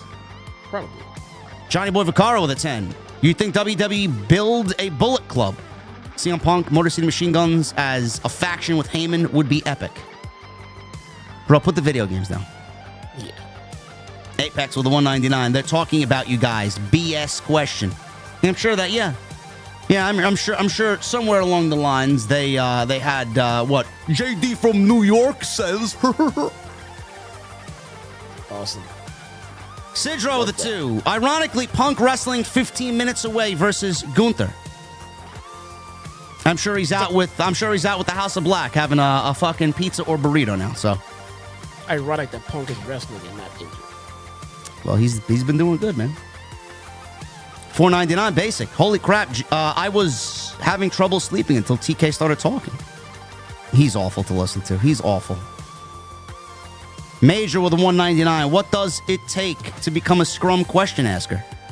Suck dick. That's what you got to do. Follow Ricochet. How much does it take to break Tony's NDA? Well, if we can tell you, it's in the NDA. If we can go based off Ryan Nemeth and what he was paid to stay quiet, it's 5 times what he usually made. $500,000. Kelly with a $4.99. Miss you, OTS family. Can I get a late birthday? Holla! Last Christmas, and an order of special mango seltzer and tacos. Happy New Year's, JD and Jesse. Kelly, happy belated birthday. Thank you for being here. John Wick of Spider Hunters, Nate TV with 29 months. I was at a sold-out Revolution in Florida. AEW finally comes back, and a house show buried AEW like Sonic buried Disney, and they had Cody then. Hashtag Jesse is right. I don't know what you're talking about, bro. You're one weird fellow. Always right, bro. Nate, you're all, yeah, well, you're one weird fellow, Nate. Thank you. JB with the $2.99. Great review, JD. Fun hanging out with you today, Jesse. Yeah, man. We had fun today in the stream, man. It's pretty awesome. Caden with 3 months. OTS for life. Great review. Thank you, Caden. Kelly with a $1.99. Think TK. Think like Omni-Man says. Fix AEW. He'll never fix AEW. He thinks everything's great. Sean with a 2. Thank you, JD and Jesse. Great stream as always. Thank you for being here, Sean. Sue Childress with a $2 super chat. JD and Jesse, what is TK done with Dr. Britt Baker? Love to OTS. I have no idea. Still trying to find out, man. Still trying to figure that out. Maybe it'd be kind of awesome. Maybe, what if, I don't know, someone that you guys all know that brings you guys Collision Corners, what if he had an interview with Britt? Just wondering. I don't know. Apex with a $1.99. Compare Punk's year with Jack-Off Perry and Elite Circle Jerk. Yes, Punk is leagues ahead of the Elite. Yes. Demeter Bullion. I'm going to grab Tony Khan's big bad balls with a 99¢. You do that, Demeter. Let me know how it feels. And Rusty Wagner with 38 months. Sad, first AEW pay-per-view I missed. Love both of ya. Keep up the great work. Thank you, Rusty. Appreciate you, brother. That's all we got for you, man. It's late on a Sunday morning. Any parting words before we get the hell out of here, Jesse? Man, no. I'm going to get out of this chair and rest my back. If you have not subscribed to my channel, do me a favor and do so. Like I said, man, we got some new projects coming up in 2025. Make sure you guys vote in the OTS poll. I'm going to leave it down in the comments section. Please go and vote. We're going to have a live stream. Some special guests are going to be joining us for sure. And I'm going to have this be a big thing, man. So thank you guys for taking part in that. So make sure you guys vote. Really fun stuff coming up. Follow me on social media at JD from NY206, Twitter, Instagram, TikTok, and Cameo. Hit that subscribe button down below. Turn on the bell for all notifications. Make sure you go check out all the content on the channel. There is plenty of it. We uploaded an extra today, so please go and find that and leave some support there. I'm sure I'll be back with more news tomorrow. I'm sure something's going to break, so I'll be home tomorrow, not doing much of anything. So you'll probably see me in the sub boxes. And then we got one more stream this year, Monday Night Raw on Monday. Last stream of the year before we enter 2025. Go do that for me. Continue to hit that thumbs up. Leave me a comment. Helps us out in the algorithm. We love being in the algorithm. And hit that subscribe button down below. And please turn on the bell for notifications. Thank you guys for a great stream. We love you all. Thank you for the support. Now we will see you right back here. Jesse and I will be back Wednesday for AEW Dynamite right here on OTS. We'll see you guys later.